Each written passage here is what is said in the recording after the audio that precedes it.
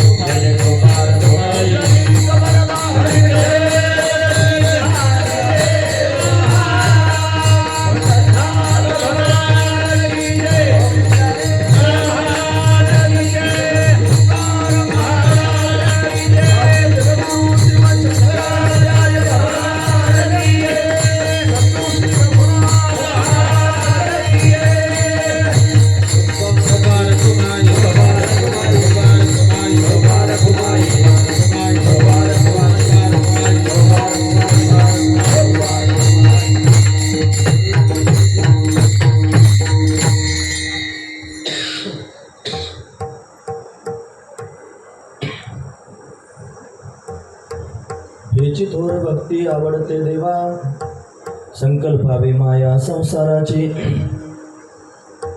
ठेवले आनंदे तैसेचे राहावे चित्ते असू द्यावे समाधान. प्रस्तुत प्रसंगी कीर्तनरूपी सेवेकरिता निवडलेला अभंग जगद्गुरु जगतवंदनीय सर्वांच्या अंतकरणाचा अधिष्ठान असणारे माऊली तुकोबाराय यांचा 4 चरणांचा आणि भगवंताला आवडणारी भक्ती कशी असावी याचं वर्णन करून सांगणाऱ्या अशा पद्धतीचा अभंग. या अभंगामध्ये माऊली तुकोबाराय आपल्याला काय प्रतिपादन करून सांगतात तत्पूर्वी आपण एकदा संतांना नमन करूया. श्री संतांची माता चरणावरी, श्री संतांचे माता चरणावरी, श्री संतांचे माता चरणावरी, श्री संतांचे माता चरणावरी. अष्टांगहि करी दंडवत, साष्टांगहि करी दंडवत, साष्टांगहि करी दंडवत. क्रांती पावले सांभाळा उत्तरी, क्रांती पावले सांभाळा उत्तरी, पावले सांभाळा उत्तरी, क्रांती पावले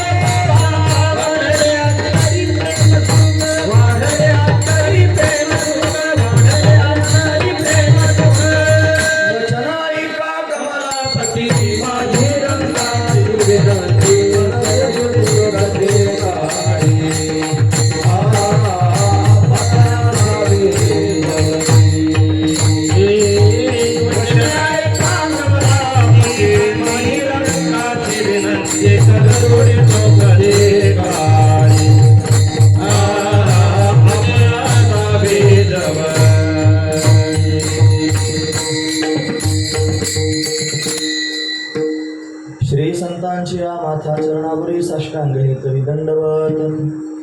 विश्रांती पावलो सांभाळा उत्तरी, वाढले अंतरी प्रेम सुख. हेची थोर भक्ती आवडते देवा संकल्पावे माया संसाराची ठेविले अनंते तैसेचे राहावे चित्ते असू द्यावे समाधान. प्रस्तुत प्रतिवर्षीप्रमाणे याही वर्षी आपल्या या विश्वमाऊली आध्यात्मिक गुरुकुलाच्या वर्धापनानिमित्त संपन्न होत असणारा हा 5 दिवसीय सोहळा, या सोहळ्यातील असणारी 3ऱ्या क्रमांकाची भगवंताची कीर्तनरूपी सेवा ही अकारण करुणा वरुणालय भक्तकाम कल्पद्रुम भगवान पांडुरंग परमात्म्याच्या अथांग करुणेनं त्याच्या दयेनं या सर्व संयोजक मंडळींच्या माध्यमातून विशेष करून परम आदरणीय हरिभक्तीपरायण श्री आदिनाथ महाराज कुशिंग यांच्या संपर्कातून त्यांच्या प्रेमातून आमच्या वाटेला आलेले आहे. सेवेकरिता निवडलेला अभंग जगद्गुरु तुकोबार यांचा आहे. माऊली महाराजांनी सुचवलेला अभंग आहे, अतिशय सुंदर आहे, चिंतनीय असा मला अभंग आहे. या अभंगामध्ये माऊली तुकोबार आहे भगवंताला आवडणारी भक्ती वर्णन करून सांगतात. काय सांगतात महाराज? हेची थोर भक्ती आवडते देवा संकल्पावे माया संसाराची. या चरणामध्ये माया शब्द आला. हा माया शब्द वेदांतपर नसून वेदांतातली माया नाही, इथं माया शब्द प्रेम या अर्थाने घ्यायचा. म्हणून भगवंताला तीच भक्ती आवडते कोणती? अंतकरणातून संसाराविषयीचं प्रेम निघून जाणं आणि भगवंतावरच विशेष असणारं प्रेम होणं हीच खऱ्या अर्थानं भक्ती आहे आणि ती भगवंताला आवडणारी भक्ती आहे. याची थोडं भक्ती आवडते देवा संकल्पावी माया संसाराची. मग काय करावं? संसारात कसं राहावं? संसारावर माया ठेवायची नाही, संसारावर प्रेम करायचं नाही. मग संसारात देवानं ठेवलं तसं राहायचं. ठेविले अनंते तैसेचे राहावे. जसं भगवंतानं तुम्हाला त्या संसारात ठेवलंय तसंच राहा आणि चित्तामध्ये तुमचं समाधान असू द्या. काही कमी असलं तरी सुद्धा त्यांनी महाराज सांभाळून घ्या. जास्त जरी एखादी गोष्ट झाली तरी पण उन्मत्त होऊ नका. चित्तात समाधान ठेवा. चित्ते असू द्यावे समाधान. कमी झालं की मनुष्य उद्विग्न होतो आणि जास्त झालं की मनुष्य उन्मत्त होतो. पण उद्विग्नताही अंतकरणात येऊ देऊ नका आणि उन्मत्तताही आपल्याकडे त्यांनी येऊ देऊ नका. म्हणून भगवंतानं जसं ठेवलं तसं राहा. आणि या व्यतिरिक्त जर त्यांनी स्वतःहून काही ओढाताण करण्याचा प्रयत्न करत असाल, जर धावपळ करून संसार जोडण्याचा प्रयत्न करत असाल तर मग मात्र घोटाळा होण्याची दाट शक्यता आहे. वाहिल्या उद्वेग. काय घोटाळा होईल? दुःखाची केवळ दुःख प्राप्त होईल आणि भोगन येते फळ संचिताचे. संचितात जे लिहिले त्याचं फळ तर भोगावंच लागणार आहे.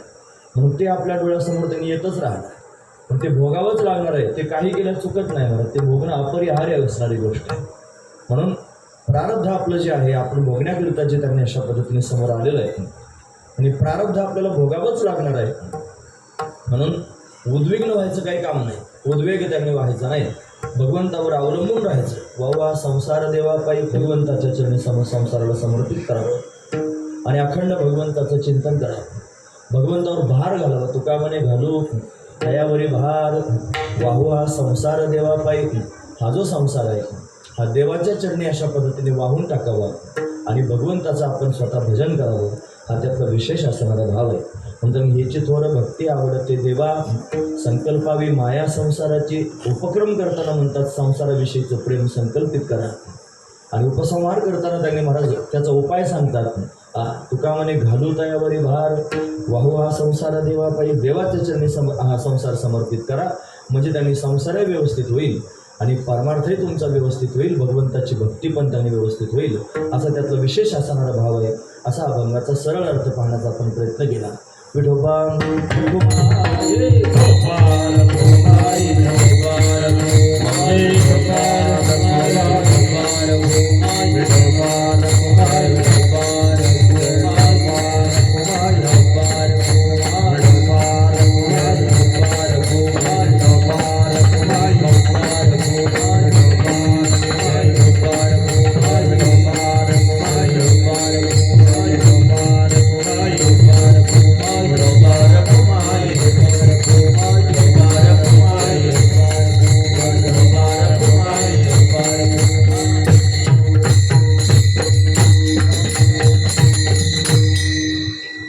ह्याची थोर भक्ती आवडते देवा, संकल्पावी माया संसाराची.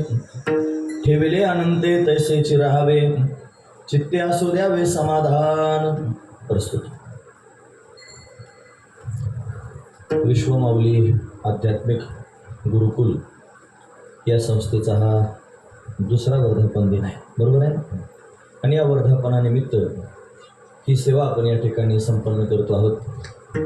फार आनंदाची गोष्ट आहे, फार कौतुकास्पद असणारा त्यांनी हा विषय आहे आजच्या या धक्काधक्कीच्या जीवनामध्ये आणि कलियुगाच्या या काळामध्ये ज्याची गरज आहे ते खऱ्या अर्थाने इथं त्यांनी अशा पद्धतीने केलं जात आहे. ते म्हणजे विद्यार्थ्यांवर संस्कार केले जात आहेत. ते संस्कार अतिशय महत्त्वाचे आणि धर्मसंस्कार त्यांनी केले जात आहेत.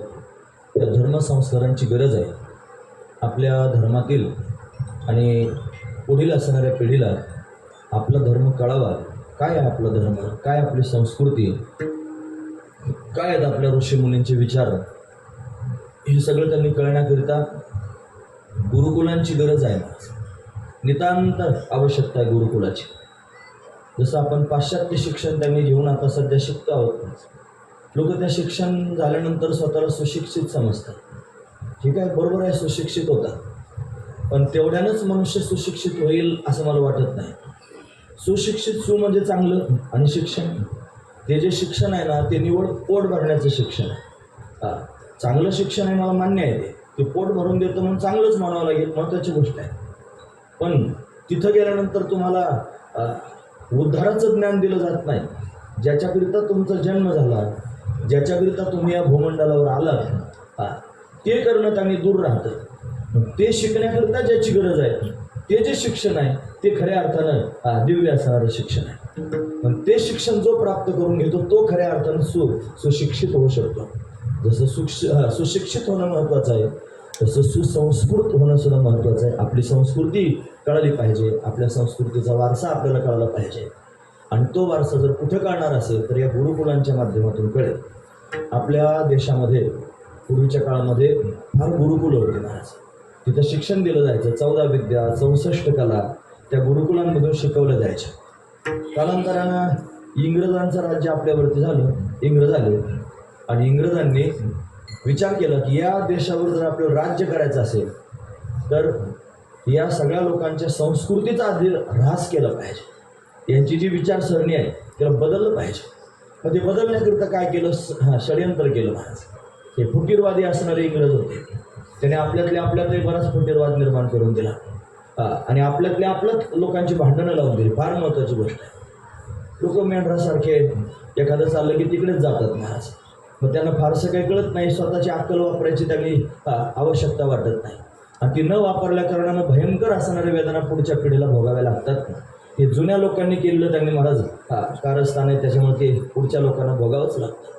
म्हणून इंग्रजांनी विचार केला की यांच्यावर राज्य करायचं असेल तर यांची शिक्षण प्रणाली बंद केली पाहिजे. आणि म्हणून सगळ्यात आधी इंग्रजांनी काय केलं असेल तर गुरुकुल पद्धत बंद करून टाकली आणि पहिली युनिव्हर्सिटी स्थापन केली भारतामध्ये, कलकत्ता युनिव्हर्सिटी. कलकत्ता युनिव्हर्सिटीची स्थापना केली आणि त्या माध्यमातून पाश्चात्य शिक्षण इथं आणलं. आणि मग त्यांनी महाराज आपण इंग्रज झालो सगळेजण, म्हणजे ते शिक्षण आपण अशा पद्धतीने शिकायला सुरुवात केली. मग अनेक विद्यापीठं झाले. त्या विद्यापीठांच्या माध्यमातून शिक्षण प्रणाली आपल्यासमोर आली. तू म्हणाल तू जे बोलतोयस ना हे आम्हाला पटत नाही. ते शिक्षण जर आम्ही घेतलं नसतं तर मग जगाच्या बरोबर कसं काय चालता आलं असतं. मला मान्य आहे जगाच्या बरोबर चालायचं, आपण मागे राहायचं नाही, जगाबरोबर चालायचं. ते शिक्षण घेण्याचा माझा विरोध नाही, मी त्याला सहमत आहे. त्याचं कारण सांगतो. ते शिक्षण जर नाही घेतलं तर आज माझा देश जगाच्या बरोबरीनं कसा चालेल महाराज.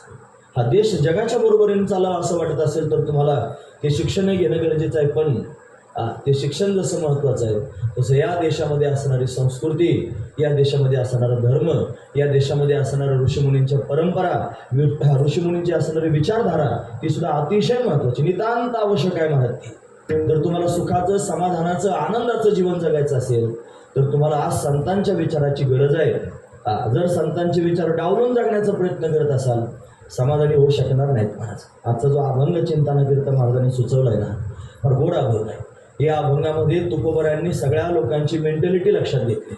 यांची विचारधारा काय आहे, यांची विचारसरणी कशा प्रकारची झालेली आहे, यांना काय औषध देण्याची आवश्यकता आहे. म्हणून औषध त्यांनी महाराज देण्याचे काम तुकोबराय करत आहेत की हे असं औषध जर लोकांनी घेतलं तर दोन गोष्टी साधल्या जातील. एकतर त्यांचा संसार पण साधेल आणि त्यांचा परमार्थ पण साधेल. दोन्ही गोष्टी अतिशय महत्त्वाच्या.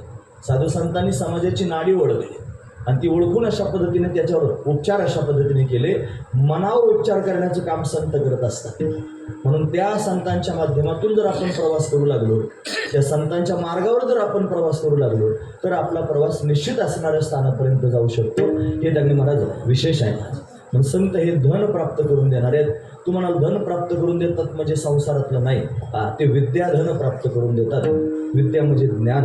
म्हणून त्यांनी विद्याधन अतिशय, विद्याधन सर्वात श्रेष्ठ असणारं धन आहे. सुभाषितकार वर्णन करून सांगतो. हे न चोर हर्यम न च राज हर्यम न भ्रातृभाज्यम न च भारकारी व्यय कुर्ते वर्धते एव नित्यम विद्याधनम सर्वधन प्रधानम. न चोर हर्यम, चोर त्याची चोरी करू शकत नाही. न च राज हर्यम, राजा त्याच्यावर टॅक्स बसू शकत नाही. न भ्रातृभाज्यम, भाऊ त्याच्यात वाटणी मागत नाही. न च भारकारी, ते त्यांनी डोक्यामध्ये जर साचवलं तर ते जड होत नाही. आणि पुढचा मुद्दा महत्त्वाचा, व्यय कुर्ते वर्धते एव नित्यम. तुम्ही जर ते हे विद्याधन व्यय केलं म्हणजे खर्च केला तर वर्धते एव नित्यम, ते वाढत जातं. म्हणून विद्याधनम सर्वधन प्रधानम. म्हणून विद्याधन हे सर्वधनामध्ये श्रेष्ठ असणारं धन आहे.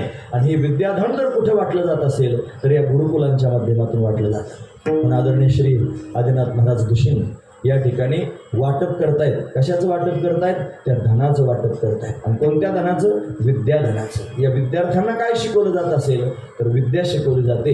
कशाची? आत्मोद्धाराची विद्या. हे त्यांनी शाळेत जातात, भौतिक शिक्षणही त्यांनी प्राप्त करून घेतात. आणि या गुरुकुलामध्ये अध्यात्म शिक्षण अशा पद्धतीने या विद्यार्थ्यांना मिळतं. हा महत्त्वाचा विचार आहे. आम्हाला जर कोणी विचारलं ना की आम्हाला मुलगा संस्थेत घालायचा आहे आणि कुठं त्यांनी महाराज पाठवा, काहीतरी सुचवा, पुढे महाराजांचं आमचं सतत बोलणं त्यांनी होत असतं. सगळ्यात आधी आम्ही सांगतो की तुम्ही बघा महाराजांची चौकशी करा, त्यांना जाऊन तुम्ही भेटा. मग अशाच का बरं, इथं या परिसरामध्ये जेवढ्या संस्था आम्हाला पाहायला मिळतात सगळ्या चांगल्या संस्था आहेत, परत आदर्श आहेत. सगळेजण त्यांनी श्रद्धेनं मुलांना शिकवतायत, त्यांच्यावर संस्कार करतायत. हे त्यांनी संस्कार अतिशय महत्त्वाचे आहेत. विद्याधन या ठिकाणी वाटलं जातं. ही विद्या अशी सहजासहजी प्राप्त होत नसते. क्षणशा कनशैव विद्याम अर्थंच चिंतयेत क्षणत्यागे कुतो विद्या कनत्यागे कुतो धनम. संसार आणि परमार्थ दोन्ही गोष्टींचं सूत्र सुभाषितकार वर्णन करून सांगतो.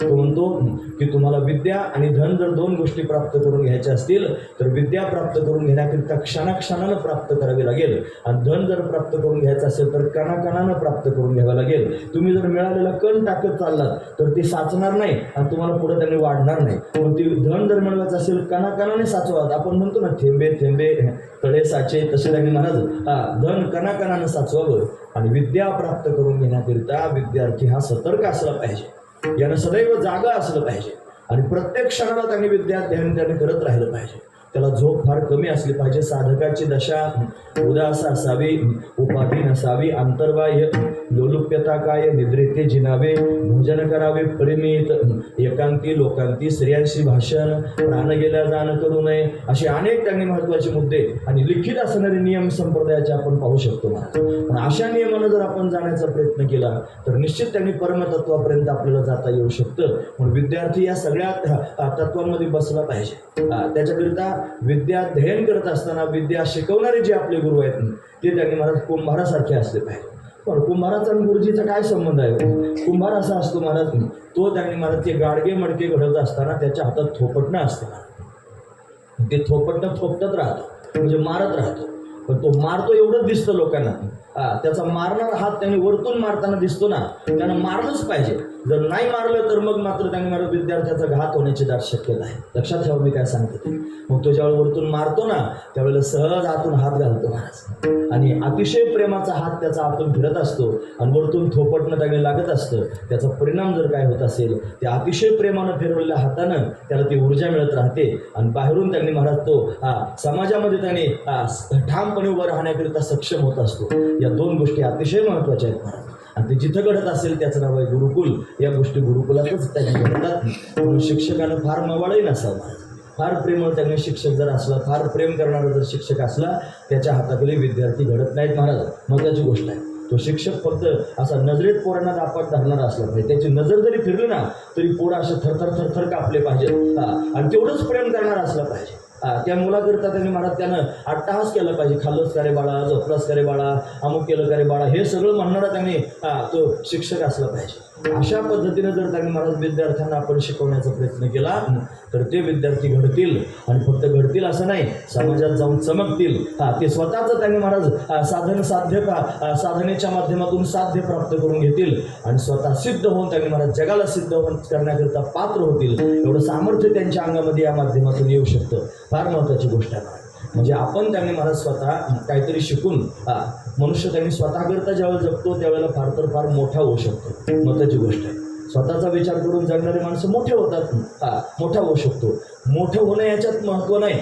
मग जो स्वतःकरता त्यांनी जगतो तो मोठा होत असेल, पण तो आपण जगून ज्यावेळेला दुसऱ्याकरिता जगतो त्यावेळेला तो महान होत असतो. लक्षात ठेवा, ते मोठेपणा आणि महानता याच्यात फरक आहे. म्हणून स्वतःकरिता परमार्थ करणारा, स्वतःचं साधन करणारा, स्वतः भजन करणारा, स्वतः चिंतन करणारा जो मनुष्य आहे तो मोठेपणाला पात्र होईल. पण स्वतः भजन करून आपण जेवणे जेवावी लोका संतर्पण करी तुका, जो स्वतः त्यांनी महाराज अशा पद्धतीने सेवन करतोय, सेवितो हा रस. आणि पुढचा मुद्दा वाटते तो अनेका घ्यारे होऊ नका रान भरू. म्हणून संत महान आहेत. त्यांच्याकडे महानता का आली? त्याच्याकडे ते स्वतःपुरती मर्यादित राहिले नाही, ते जगाकरिता त्यांनी अट्टहास करत राहिले. म्हणून त्यांनी महाराज त्यांच्याकडे महानता आली. ही महानता जर जीवनामध्ये यायची असेल, बघा ना तुम्ही, शालेय शिक्षणाच्या मी विरोधात नाही, पण ते शिक्षण त्यांनी शिकून लोक काय करतात, करून काहीतरी डिग्री प्राप्त करून घेतात. मग त्यांना चांगलं कुठेतरी पॅकेज मिळतं. मग त्यांनी चांगलं पॅकेज म्हणजे काही लाखातलं पॅकेज असतं. वर्षभरात तेवढी त्यांनी रक्कम कमावतात. बरं, कमावल्यानंतर काय करतात? फार तर फार त्यांनी लक्झरी जीवन जगू शकतात. तुम्हाला लक्झरी जीवन कळतं का? सामान्य माणसापेक्षा उंचावलेलं जीवन. 3 त्यांनी ग्रेड केलं लोकांनी समाजामध्ये. अतिशय सामान्य असणारा मनुष्य, मिडल क्लास असणारा मनुष्य. मिडल क्लास म्हणजे सामान्य जगणारा आणि हाय क्लास जगणारा मनुष्य, असा तरतम भाव समाजातल्या लोकांनी तयार केला. हा तरतम भाव कशाने त्यांनी पूर्ण होईल? या त्यांनी सामाजिक शिक्षणानं तयार होईल. तुम्ही शाळेत जाऊन जे शिक्षण घेता त्या माध्यमातून फक्त तुम्ही पोट भराल. सामान्य मनुष्य जरा कनिष्ठ दर्जानं पोट भरतो, मध्यम मनुष्य जरा मध्यम असतो आणि हाय क्लास लोक जरा गुलाबजाम खातात. जास्त शुगर वाढली तर गोळ्या खाऊन खातात. याच्यापेक्षा काय विशेष आहे? सरळ गोष्ट आहे. म्हणजे बदल एवढाच आहे, याच्यापेक्षा काही त्यांनी बदल नाही. खाणंच आहे मला. तो काय खातो हे महत्वाचं नाही, खाणं महत्वाचं आहे. पोट भरायचं की नाही, मग कशानं भरतो याच्यात तरतम भाव आहे. खाणं तर तेच आहे, भूक तर तीच आहे, झोप तर तीच आहे, निवारा तर तोच आहे. बरं, हा महत्वाचा विचार आहे. असू द्या, या भौतिक शिक्षणाच्या माध्यमातून मूलभूत असणाऱ्या ज्या गरजा आहेत, अन्न वस्त्र निवारा, ह्या पूर्ण होतील तर त्यांना माणसाला मुक्त होता यायचं नाही, मोक्ष मिळवता यायचं नाही. मोक्ष मिळवण्याकरिता गरज कशाची आहे? आत्मज्ञानाची गरज आहे, ब्रह्मविद्येची गरज आहे. आणि ती ब्रह्मविद्या जर कुठे प्राप्त होत असेल तर या सत्संगाच्या माध्यमातून प्राप्त होईल, या गुरुकुलांच्या माध्यमातून प्राप्त होईल. म्हणून त्यांनी गुरुकुल जीवनामध्ये अतिशय महत्त्वाचं आहे, आपण सर्वांनी लक्षात घ्या. पण आपल्या विद्यार्थ्यांना, आपल्याही मुलांना त्यांनी चांगले संस्कार होण्याकरिता आपण अशा पद्धतीने गुरुकुलामध्ये विद्यार्थ्यांना निश्चित त्यांनी पाठवा, जेणेकरून त्यांनी उद्या आपलं जीवन आनंदाचं जाईल. तुमचा मुलगा किती श्रीमंत झाला याच्यापेक्षा तुमचा मुलगा किती सालच झाला हे जास्त महत्त्वाचं आहे. जास्त श्रीमंत झालेले बाप जर गरीब असला आणि धोतरवाला असला तर या शिकलेल्या जास्त पैसे मिळवणाऱ्या लोकांना त्या बापाची लाज वाटते. ते लोकांमध्ये जर असलं, त्याच्या लेवलचे जर सगळे जमा झालेले असले ना तर त्यांच्यासमोर त्याला लाज वाटते, माझे वडील आहेत असं सांगायला. खरं सांगतो मी तुमच्यासमोर, फार वाईट असणार ही परिस्थिती आहे. अशी परिस्थिती आपल्यावर येऊ नये असं जर वाटत असेल. बघा, मोठे पण कधी आहे त्याच्या लेवलचे सगळेजण असावेत आणि धोतर मिसळलेला बाप असावा आणि या सगळ्या लोकांच्या समोर त्यानं बापाला नमस्कार करावा, तोच त्याचा मोठेपणा म्हणा. याच्यापेक्षा काय मोठेपणा सांगतो? फार महत्त्वाची गोष्ट. हे कशानं होईल? हे तुमच्या शिक्षणानं होणार नाही, हे तुमच्या संस्कृतीला जतन केल्यानं होईल. आणि ही संस्कृती गुरुकुलात जपली जाईल. असं मी 2 तास सुद्धा तुमच्यासमोर बोलू शकतो. मला अभंगात प्रवेश करायचा आहे ना, ज्याची खावी पोळी त्याची वाजवावी टाळे. गुरुकुलाच्या निमित्तानं असणारी ही सेवा आहे. मला गुरुकुलाविषयी 4 शब्द बोलावेसे वाटले म्हणून मी तुमच्यासमोर मांडण्याचा प्रयत्न केला. हे सगळे विद्यार्थी दिसतात बघा ना. आपण आल्याबरोबर त्यांनी महाराज सुंदर असणारं भजन झालं, या मुलांनी सुंदर टाळ वाजवले, हे सुंदर पावलं खेळले, अगदी तालात स्वरात या सगळ्या गोष्टीचा हा डेमोच आहे आपल्यासमोर. डेमो पण दिला पाहिजे ना महाराज. हा डेमो आहे. फार सुंदर नाचतायत, फार सुंदर गातायत, फार सुंदर उड्या मारतायत, पुन्हा ग्रहण करतायत. ग्रहण शक्तीचं असणं हे वय आहे, पण ग्रहण शक्ती त्यांच्यामध्ये फार चांगल्यापैकी आकलन शक्ती त्यांच्यामध्ये निर्माण होते. पुन्हा पुन्हा अभ्यास करून या सर्व गोष्टी मिळतात. म्हणून त्यांनी आता हे शिकलेले आहेत. जन्मभर यांच्याकरता ही सामुग्री झाली महाराज. हे जन्मभर समाधानाचं असणारं साधन त्या सर्व विद्यार्थ्यांना प्राप्त झालं. विद्यार्थी सतर्क असलं पाहिजे. काकचेष्टा भगवत ध्यानम श्वाननिद्रा तथैवच अल्पाहारी गृहत्यागी विद्यार्थी पंचलक्षणम. विद्यार्थ्याची 5 लक्षणं आहेत. या 5 लक्षणामध्ये हे विद्यार्थी अशा पद्धतीने बसतात आणि सुंदर त्यांनी अध्ययन करतात. विद्याभ्यसनम व्यसनम, व्यसन असलं पाहिजे. नंतर आमच्या गावात नरसे जयंतीचा कार्यक्रम होता आणि आदरणीय श्री योगीराज महाराज होते गोसावी. त्यांनी हे 2 मिनिटाच्यावर बोलले, विद्याभ्यसनम व्यसनम किंवा हरिपाद सेवनम व्यसनम. माणसाला व्यसन असलं पाहिजे. तुम्हाला व्यसन, त्यांनी व्यसन फार चांगलं असतं ना. तुम्हाला बरं झालं महाराजांनी परवानगी दिली व्यसन करायला. पण व्यसन कशाचं असलं पाहिजे हे जास्त महत्त्वाचं. कोणतं व्यसन असलं पाहिजे? इथं ओढोनी तंबाखू काढीन जो धूर बुडेल ते घर तेने पापे लिहूनच ठेवलं आहे म्हणा. हे असले व्यसन नाही, हे त्यांनी महाराज बुडवणारे व्यसन आहेत. आपण भगवंताच्या भजनाचं व्यसन असलं पाहिजे. विद्याध्ययनाचं व्यसन लागलं पाहिजे, त्याला व्यसन लागलं पाहिजे. डॉक्टर महाराज म्हणजे आदरणीय श्री नारायण महाराज जाधव डॉक्टर, त्यांची आमची कधी जर भेट झाली प्रत्यक्ष की ते सगळ्यात पहिला मुद्दा म्हणतात, तुम्हाला हे कीर्तनाचं व्यसन लागलेलं आहे.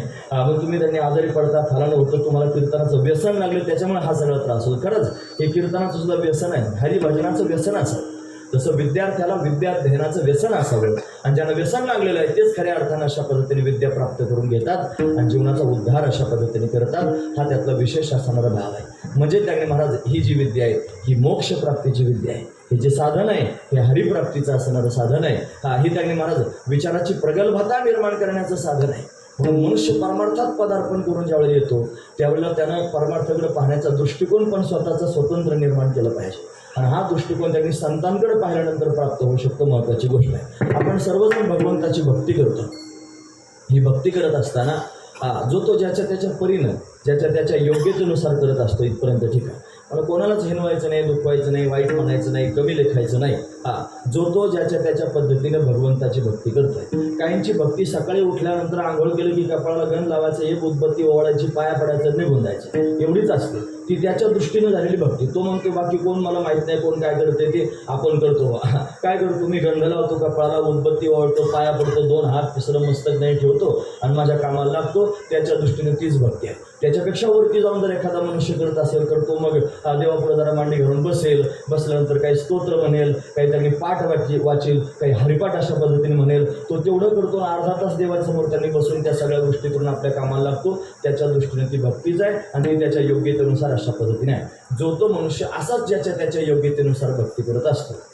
ही सगळी भक्ती जर आपण आपल्या योग्यतेनुसार पात्रतेनुसार करत असलो तरी सुद्धा कधी कधी आत्मपरीक्षण करणं पण फार महत्त्वाचं असतं.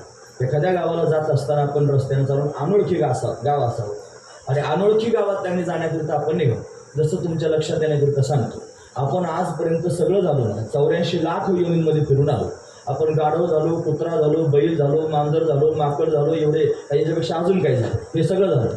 फक्त जे झालो नाही त्याचं नाव आहे मुक्त. आपण मुक्त झालो नाही.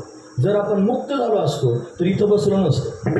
आतापर्यंत आपण स्वरूपामध्ये लीन झालेलो असतो. मुक्त झालो नाही. मग ती मुक्ती आपण पाहिजे. मुक्ती म्हणजे माझी मावशी नाही, मुक्त स्थिती, मोक्ष स्वरूपाची. मोक्ष म्हणा, मोक्ष मिळाला नाही. मोक्ष त्यांनी आजपर्यंत मिळाला नाही म्हणजे मोक्षाविषयी आपण सर्वजण अनभिज्ञ आहोत. महत्वाचा मुद्दा सांगतो, आपली त्याची ओळख नाही महाराज. त्या मोक्षाच्या गावाला आपल्याला जायचं आणि पहिल्यांदाच निघालोय आपण. याच्या आधी कधी गेलो नाही. गेलो असतो तर मग हा अट्टहास केला नसता. ज्या अर्थी आपण चाललोय, पहिल्यांदाच चाललोय. मग नवीन गावाला जात असताना जर आपण प्रवास करायला लागलो तर मात्र त्या मार्गाने चालताना पुन्हा कुठेतरी रस्त्यात चालता चालता आपण थांबतो आणि चौकशी करतो. काय चौकशी करतो? आपला रस्ता बरोबर आहे का? मॅपवर जातात की नाही लोक. आम्ही पंढरीच्या वारीला गेलो आणि गेल्यानंतर आमची दिंडी दुसऱ्या बाजूला होती आणि आम्हाला निळोबरायांच्या आणि तुकोबरायांच्या भेटीच्या कार्यक्रमात कीर्तनाला जायचं होतं. निळोबरायांचा 16 पारनेरमधून जातो आणि तुकोबरायांचा 16 देऊन येतो आणि त्यांची भेट त्यांनी लोणीला होते, देवकर लोणी. तिथं त्यांनी महाराज भेटी करता आम्हाला जायचं होतं. हे गाडी चालवायला होते. हे म्हणले आपण काय करू, मॅप लावू. मॅप लावला आणि मॅपवर त्यांनी महाराज गाडी चालवायला सुरुवात केली. आम्ही अशी फुगीर कोणाला काहीच विचारलं नाही, अजिबात नाही. रस्ता कुठं जातो, कसा जातो, कशा पद्धतीने जायचं काही विचारलं नाही. ही गाडी फक्त एका काटवणात जाऊन थांबली. संपूर्ण काटे रस्त्यात टाकली होती. रस्ता बंद. परत वळवायला सुद्धा जागा नव्हती. अशी गाडी त्यांनी उलटी पालटी करून त्यांनी वळवली. पुढच्या लोकांना विचारलं. ते म्हणले तुम्ही फार चुकीचे आले, दुसऱ्या मार्गे जावं लागेल. कीर्तनाची वेळ झाली, सगळे त्यांनी धावपळ झाली. म्हणून त्यांनी महाराज मनोमार्गे गेला तो तेथेचे मुकाला. मनाच्या मार्गाने जर जाल तर मुकावं लागेल. म्हणून त्यांनी कोणीतरी वाट दाखवणारा असलं पाहिजे. त्यापेक्षा आपण कधी कधी स्वतःला विचारलं पाहिजे, आपला प्रवास योग्य चाललाय का, आपला मार्ग योग्य आहे का, आपली जाण्याची पद्धत योग्य आहे का. या सगळ्या गोष्टीची आपण कधीतरी परमार्थ करताना चौकशी केली पाहिजे. तुम्ही जर गळ्यात माळ घातली असेल, ती निवळ खुटीला अडकवण्याचा मुद्दा नाही महाराज. ती साधना आहे खरंच. माळ घालणं, कोणाच्या तरी हातानं माळ घालणं म्हणजे वारकरी संप्रदायामध्ये ॲडमिशन घेणं आहे. ज्याच्याकडून माळ घातली अर्थातच लोक त्याला गुरु म्हणतात. इथपर्यंत ठीक आहे. पण मला असं वाटतं वारकरी संप्रदायामध्ये जो माळ घालतो तो गुरु नसून वारकरी संप्रदायामध्ये ज्ञानोबा आहे, तुकोबा आहे, नाथ महाराज हे संतच आपले गुरु आहेत. महत्त्वाची गोष्ट आहे. तेच आपले गुरु आहेत. तेच आपल्याला मार्गदर्शन करणार. त्यांच्याच मार्गाने आपण गेलं पाहिजे. फार महत्त्वाचा मुद्दा आहे. लक्षात घेण्यासारखा मुद्दा आहे. म्हणून त्यांनी महाराज त्या मार्गावर आपण चालतो. चालत असताना आपल्या मनाला कधी विचारलं पाहिजे, आपण भक्ती करतो आहोत, आपण गळ्यात माळ घातलेली आहे, आपण कपाळाला गंध लावतो, आपण रोज हरिपाठ म्हणतो, आपण रोज त्यांनी अशा पद्धतीने काकडा करतो, आपण संध्याकाळचं त्यांनी कथा कीर्तन भजन अशा पद्धतीने नामस्मरण या सगळ्या गोष्टी करतो. हे सगळं आपण करतो. पण हे योग्य चाललंय का हे पण पाहणं अतिशय गरजेची गोष्ट आहे. योग्य चाललंय का? ही जी आपल्या हरीची भक्ती आपण करतो भोळ्या भाबड्या भावनेनं, पण योग्य आहे का? ती जर त्या मला योग्य असेल तर निश्चित स्थानापर्यंत घेऊन जाईल आणि जर योग्य नसेल तर मग मात्र निश्चित स्थानापर्यंत जाता यायचे. बरं, ज्या स्थितीमध्ये आपण भक्ती करण्याची आवश्यकता आहे, जेवढ्या प्रखरतेने आपण भक्ती करण्याची आवश्यकता आहे तेवढी आपल्याकडून होते का ते आपल्याला प्राप्त करून घ्यायचं आहे. नाहीतर मग मात्र तेवढी प्रखरता जर नसेल तर ते साध्य पण व्हायचं नाही. एका जणाला फार भूक लागली, मला जेवण करायचं होतं आणि जेवण करण्याकरिता त्यानं अट्टहास केला. तो म्हणला आता फार भूक लागली, जेवण करायचंय, काय केलं पाहिजे? दुसरं काही साधन नाही. गाडगं घेतलंय, त्याच्यामध्ये थोडेसे तांदूळ निवडून टाकले, थोडीशी डाळ त्यांनी घातली, थोडं पाणी घातलं आणि खिचडी त्यांनी तयार करायची म्हणून पटकन खिचडी शिजवून आपण जेवायचं. मग ती वरती त्यांनी खाली ठेवायला जागा नव्हती. 3 दगडाची अशा पद्धतीने ते चूल मांडायला दगड सुद्धा सापडले नाही. मग काय करायचं? फक्त गाडगंच होतं आणि त्याच्यात ती डाळ आणि तांदूळ एकत्र टाकले, नुसते लाकडं खाली अशा पद्धतीने पेटवले. दगड सापडत नाही म्हणून वरती खांडाला गाडगं बांधलं वरती आणि खाली आग लावली. महाराज तुम्ही ऐकतात ना सर्वजण? म्हणजे घराच्या खांडाला ते गाडगं बांधलं आणि खाली आगनी पेटवला आणि मग त्याच्यानंतर वाट पाहत बसला. भात शिजला पाहिजे, भात शिजला पाहिजे. खरं सांगावं किती वेळानंतर त्याचा भात शिजेल? त्याचा भात शिजणार नाही. ते पाणी त्याच्यात घातल्या कारण ती डाळ आणि तांदूळ त्यांनी महाराज अशा पद्धतीने फुगेल फक्त पण ते शिजणार नाही. शिजण्याकरिता लागणारा जो अग्नी आहे तो तिथपर्यंत पोहोचतच नाही. तसं त्यांनी महाराज आपल्या भक्तीचं बळ भगवंताला प्राप्त करून देत असतं इथपर्यंत ठीक आहे, पण ते बळ तेवढं प्रखर आहे का ते पाहिलं पाहिजे. नाही तर ते गाडगं लावलेलं आहे आणि खाली अग्नी प्रज्वलित केलेलं आहे. अशी जर अवस्था आपल्या भक्तीची आणि भगवंताची जर त्यांनी असेल तर मग परमात्मा भेटायचं नाही महाराज. हे लक्षात घेण्यासारखं आहे. एवढी मिन जर आपली भक्ती असेल तर भक्ती परमात्मापर्यंत घेऊन जाणारी आहे, पण अशा प्रकारची भक्ती भगवंतापर्यंत घेऊन जात नाही. म्हणून आत्मपरीक्षणाची आवश्यकता आहे की मी भक्ती करतोय आणि योग्य करतोय का, आणि ही माझी भक्ती भगवंताला आवडते का. पण आपली जी भक्ती आहे ती आपण करतो इथपर्यंत ठीक आहे. आता बाकीचे प्रमाण लोक देतात, ते म्हणतात की मग देवाला सगळं त्यांनी भोळ्या बाबड्या भक्तीनं त्यांनी पत्रम पुष्पम फलम तोयम भगवान त्यांनी म्हणतो हे त्यांनी भगवंताला सगळंच आवडतं. हे सगळं आवडतं इथपर्यंत ठीक आहे, पण मग त्याला सगळं आवडतं म्हणून आपण कशी पण रांगडी भक्ती करायची का, असं त्याचा अर्थ लागत नाही. मग भगवंताला काय आवडतं याचा आपण विचार केला पाहिजे. अहो साधा संसार जर तुम्हाला करायचा असेल ना, आपण काय ब्रह्मचारी नाही, सगळे गृहस्थी माणसं आहे.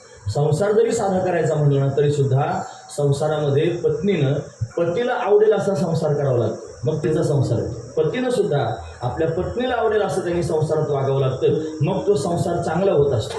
नाहीतर दोन बाजूला जर दोघे जण ओढणारे असतील मग संसार त्यांनी मला चांगलं होत नाही. संसार म्हणजे संसाराचे दोन चाकच असतात पती पत्नी. ते चाकं जर बरोबर चालत राहिले तर गाडी चांगली चालते संसाराची. एक चाक जरी घोटाळ्यात आलं ना महाराज, म्हणजे एक चाक बरोबर चालतं आणि दुसरं जर डग झालं तर डग झाल्यानंतर ते असं वलगडत त्याची गाडी चालते. ते डग असलं बरं, ते आऊट नसलं पाहिजे. आऊट असलं तर जास्त घोटाळा होतो महाराज. मग एक सरळ चालतं नाही का असं उड्या मारीत चालतं. दोन चाकं जर बरोबर नाही चालले तर संसार सुद्धा चांगला होत नाही. म्हणजे त्यांनी संसार वाकडा तिकडा होऊन जातो. साधा संसार करायचं म्हणलं तरी सुद्धा एकमेकाला आवडीचा त्यांनी संसार करावा लागतो. बाईनं आमचे बाबा त्यांनी सांगतात, बाबा म्हणजे परमपूजनीय आदरणीय प्रातस्मरणीय संत चरणरथ छगन महाराज बाळनाथ गडावरचे बाबा, ज्यांच्या पद्धतीने मी कीर्तन करतो. म्हणून अशा पद्धतीने बाबा सांगतात बाईनं संसार करावा. कोणाकरता संसार करावा? नवऱ्याला सुखी करणं. बाईचं जीवन त्यांनी महाराज तिनं समर्पित असलेलं जीवन आहे. ती समर्पण करते. तिचं लग्न व्हायच्या वेळेला आदल्या दिवशी तिला चुडा भरतात की नाही, बांगड्या भरतात ना हिरव्या, चुडा भरतात. त्यांना विचारलं ना बायकांना की का बरं बांगड्या भरतात, त्यांना सांगता येत नाही कशा करता. हे त्यांनी हातात घातल्या जाणाऱ्या ज्या बांगड्या आहेत ना ते समर्पणाचं प्रतीक आहे. ती आदल्या दिवशी सगळ्या गावात भात खात फिरते आणि सगळ्यांना त्यांनी सांगतो मी समर्पित होणार आहे, मी त्यांची होणार आहे. समर्पण तिच्या जवळ आहे. हातातल्या बांगड्या कंकण म्हणजे समर्पण आहे, पतीच्या ठिकाणी केलेलं समर्पण. तिच्या कमरेला त्यांनी असणारा कमरपट्टा म्हणजे संयमाचं प्रतीक आहे. तिच्या पायामध्ये असणारे जे पैंजण आहेत ते सदाचाराचं प्रतीक आहे. म्हणून त्यांनी महाराज ह्या समर्पण, त्याच्यानंतर संयम, सदाचार या सगळ्या गोष्टी तिच्याकडे असल्या पाहिजेत. हे कोणा करत आहे? तिच्या पती करत आहे. तिचं जीवन पती करत आहे महाराज. पतीची या मता अनुसरणी पतिव्रता अनायास आत्महिता भेटेची की, म्हणून त्यांनी ती आपोआपच आत्महिताला प्राप्त होते. हे तिचं वैभव आहे महाराज, फार महत्वाची गोष्ट आहे. म्हणून तिचा तिनं आपलं जीवन पतीला देऊन टाकलेलं असतं, हा महत्वाचा विचार आहे. म्हणून पती करता संसार करते. मग कसा संसार केला पाहिजे? तिच्या पतीला आवडेल असा तिनं संसार केला पाहिजे असं बाबा सतत सांगत असतात. जसं संसारात पतीला आवडेल असा संसार त्यांनी केला पाहिजे, तसा परमार्थ करत असताना सुद्धा भगवंताला आवडेल असा परमार्थ केला पाहिजे. मग आपल्या मनाला पण विचारलं पाहिजे माझा परमार्थ देवाला आवडत असेल काय? शबरीनं बोरं कुरतडून ठेवले, मला सगळी कथा सांगायची नाही. तिच्या मनात भाव होता, श्रद्धा होती, विश्वास होता, सगळ्या गोष्टी होत्या. पण तिनं कुरतडलेले बोरं होते. देव फार मोठ्या मनाचा आहे महाराज. त्यानं ते स्वीकारले. त्या बियांसहित बोरं खाल्ले. लक्ष्मणानं स्वीकारले नाही. का तर ते कुरतडलेले होते, ते आशे होते. त्याला विचारलं तिनं, त्यानं प्रश्न विचारला शबरीला, म्हणे आजी हे बोरं कसं काय कुरतडले? ते कोणी कुरतो? म्हणे मीच कुरतडले बाळा. तू कुरतडले का बरं कुरतडले? म्हणे ते आंबट आहेत का, गोड पाहायला नको का? ते मी पाहिले म्हणले, खिडकी आहेत त्या फार चांगल्या आहेत, म्हणजे गोड आहेत. तू कुरतडले म्हणे. हो. बारकाईने विचारलं तिला, म्हणे आजी तुला दात कधी घासले होते ग? ती म्हणजे दात घाशीत नाहीत बाळा. घाशीत नाही? तुझं वय किती आहे? म्हणे 80 वर्षाचं वय आहे. अजून दात नाही घासले? म्हणे नाही घासले. त्यानं ते बोराकडे बांधून ओकरीत घातले. त्यानं मागं टाकून दिलं. त्याचा तो द्रोणागिरी पर्वत झाला म्हणतात. असू द्या. पण अशा पद्धतीनं भगवंतानं गुणदोष पाहिले नाही, भगवंताने स्वीकारतो.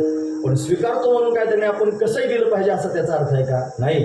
त्याला काय आवडतं याचा विचार केला पाहिजे. त्यानं ते स्वीकारलं. कारण तो प्रेमाचा भुकेला आहे महाराज. प्रेमानं त्यानं ते बोरं खाल्ले. लक्ष्मणानं खाल्लेच नाही आणि यानं बिया सुद्धा बाहेर टाकल्या नाही. दोघांमधला फरक आहे महाराज. भगवंतानं ते अशा पद्धतीने स्वीकारलं. भगवान तुमचं सगळं स्वीकारायला तयार आहे, पण तो स्वीकारतो म्हणून तुम्ही त्याला काही पण देणार का? एखादा अतिशय त्यांनी महाराज तुमच्यावर प्रेम करणारा मनुष्य आहे आणि तुमच्याकरता काही करायला तयार होतो, म्हणजे काय तुम्ही त्याला बैलगाडीला झुंपणार आहात का? सरळ सरळ मुद्दा आहे. मग त्याच्याकडून राबून घेणार आहात का? नाही. त्याला त्यांनी महाराज तो आपल्याकरता सहन करतोय असा विचार करून आपणही त्याच्या सुखाचा विचार केला पाहिजे. भगवंताला प्राप्त करून घ्यायचे, श्रीहरी आपल्याला भेटला पाहिजे. मग आपण त्याची भक्ती त्याच्या प्राप्तीकरता करतो.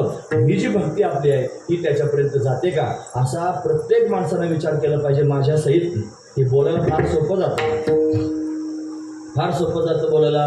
आता बघा, ज्या माणसाला बोलता येतं ना तो माणूस त्याला कमी माणसं असल्यावर त्रास होतो, जास्त माणसं असल्यावर उलट जास्त अवसान येतं. फार महत्त्वाची गोष्ट, त्याला आणखी अवसान येतं. मग तो लोकांवर वजन मारून घेतो, फार छाप करायचा प्रयत्न करतो, तो फार वजनात त्यांनी मला लोक आकळायचा प्रयत्न करतो. असं आहे. बोलण्याची कलाच आहे कीर्तनाची नटनाची, पण प्रॅक्टिकलच ज्यावेळेला उतरायचं असतं ना त्यावेळेला भयंकर त्यांनी परिश्रम असतात. ते परिश्रम अतिशय महत्त्वाचे असतात. म्हणून त्यांनी बोलायला फार सोपं जातं, पण प्रत्यक्ष जीवनामध्ये उतरवताना मात्र त्यांनी महाराज ते कठीण असतं. म्हणून आत्मपरीक्षण करून पाहिलं पाहिजे की खरंच मी जी भक्ती करतोय ती देवाला आवडत असेल का, देव तिचा स्वीकार करत असेल का, देवाला त्यांनी महाराज ती प्रिय वाटत असेल का. जर प्रिय वाटत असतं तर भगवान आतापर्यंत भेटला नसता का. महत्त्वाचा विचार आहे. भगवान त्यांनी भेटला पाहिजे. आपण भक्ती करतोच आहोत ना, फार महत्त्वाची गोष्ट आहे. मग भक्ती जर आपण करतो कशाकरिता, भगवंताच्या प्राप्तीकरिता असणारी भक्ती आहे. मग आपण एवढ्या दिवसाच्या हरिभक्तीपरायण असून जर आपल्याला अजून भगवान भेटला नसेल तर मग मात्र प्रश्नचिन्ह उभं केलंच पाहिजे 100%. का बरं, काहीतरी चुकतंय, कुठेतरी घोटाळा आहे असं आपल्याला वाटलं पाहिजे. मला आमचे भाऊ दृष्टांत सांगायचे, ते म्हणायचे गुरुजी वर्णन करून सांगायचे. गुरुजी म्हणजे वैकुंठवासी रंगनाथ महाराज परभणीकर, भाऊ म्हणजे वैकुंठवासी पंढरीनाथ महाराज देवकर. ते त्यांनी महाराज गुरुजींकडे शिकायला होते. आम्हाला ग्रंथांचा अध्ययन त्यांच्याकडे झालं. ते 2 प्रकारची साधना सांगायचे. ते म्हणायचे सदोष साधना आणि निर्दोष साधना. आपण हरिभक्तीपरायण होताना आपण भक्ती करतो इथपर्यंत ठीक आहे, पण आपली भक्ती कशी आहे, ती सदोष आहे का निर्दोष आहे हे पण आपल्याला कळलं पाहिजे. फार महत्त्वाचा विचार. सदोष साधना आणि निर्दोष साधना म्हणजे काय याच्याकरिता ते दृष्टांत सांगायचे. काय दृष्टांत सांगायचे, ते म्हणायचे एकदा शेष नारायणाला रोग झाला. शेष नारायण, आता त्याला रोग कसा झाला असेल, देवाच्या संगतीत आहे कायमस्वरूपीचा, आणि त्याला रोग झाला महाराज. तो रोग झाल्यानंतर त्याचं लागलं पोट दुखायला. तर सापाचं पोट नेमकं आपण कुठं मध्यभागी धरू आपण, साधारणतः त्याच्या मध्यभागी त्याचं पोट असेल सापाच्या, त्याचं पोट दुखायला लागलं. मग काय करायचं, आता डॉक्टर बोलवा म्हणले. मग अश्विनी कुमार देवांचे डॉक्टर आहेत, त्यांना बोलावलं. बोलल्यानंतर त्यांनी नाडी परीक्षा, आता नाडी कुठं असं सापायची, मग आपण विचार करू शेपूट हातात धरला असेल आणि तपासून पाहिलं. नाडी तपासल्यानंतर त्यांना रोग कळाला आणि औषध दिलं महाराज. हे म्हणजे नाडी, पूर्वीच्या डॉक्टर लोकांना नाडी तपासून त्यांनी रोग कळायचा. फार महत्त्वाची गोष्ट, ते नाडी परीक्षाच करायची. नाडी त्यांनी कळायची. मग ते वात पित्त कफ त्यांनी महाराज कसा नाडीचा प्रवास आहे हे सगळं फार हुशार असायचे पूर्वीचे डॉक्टर. आता मात्र आता मला डॉक्टरांविषयी काही चुकी सांगायचं नाही. आपल्या जातीच्या लोकांची बदनामी करत जाऊ नये मला, हा महत्त्वाचा विचार. असू द्या. भाऊ दृष्टांत सांगायचे. ते म्हणायचे असा त्यांनी महाराज वैद्य हुशार असतो, त्याला नाडी पाहून रोग कळतो, नाडीवरून रोग कळतो. एक शेठजी होती आणि त्यांच्या बायकोला काहीतरी आजार झाला. तो आजार झाल्यानंतर त्यांनी ती फार त्रास व्हायला लागला. म्हणे वैद्याला बोलावा. वैद्य बोलावा. आल्यानंतर त्या वैद्यानं घरी आलं. म्हणे कुठे आहे पेशंट, म्हणे आतमध्ये आमच्यात गोशा पद्धत आहे, आतमध्ये जात नाहीत म्हणले. बायका त्यांनी समोर येत नाहीत. मग काय करावं लागेल, हुशार होतं वैद्य. तो म्हणलं असं करा, ते बाईच्या हाताला नाडी बांधा म्हणून, ते एक ही बांधा म्हणलं, दोरी बांधा म्हणलं, आणि दोरी बांधून माझ्यापर्यंत आणून द्या. मग मी पाहतो म्हणलं काय झालं. बाईच्या हाताला घरात दोरी बांधली, ती दोरी बाहेर वैद्याच्या हातात आणून दिली. वैद्याने अशी भाऊ असे करायचे, कानाजवळ हात करून असं फिरवायचे बोटं, आणि अशी त्यांनी ती तपासून पाहिली. आणि पाहिल्यानंतर त्याला रोग कळाला. कशा अशी नाही तपासली, दोरी बांधून आणली आणि दोरीवर त्याला रोग कळाला. औषध दिलं, बाईचा रोग बरा झाला. असा हुशार त्यांनी वैद्य होता. नाडी तपासून त्याला रोग कळत होता.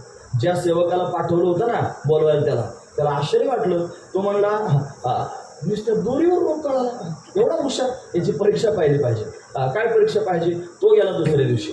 म्हणलं परीक्षाच पाहू आपण याची. काय परीक्षा पाहिली, म्हणला आमच्या घरी सुद्धा एक पेशंट आहे, म्हणला येता का तपासायला. म्हणजे चला येतो. गेले घरी घेऊन गेले.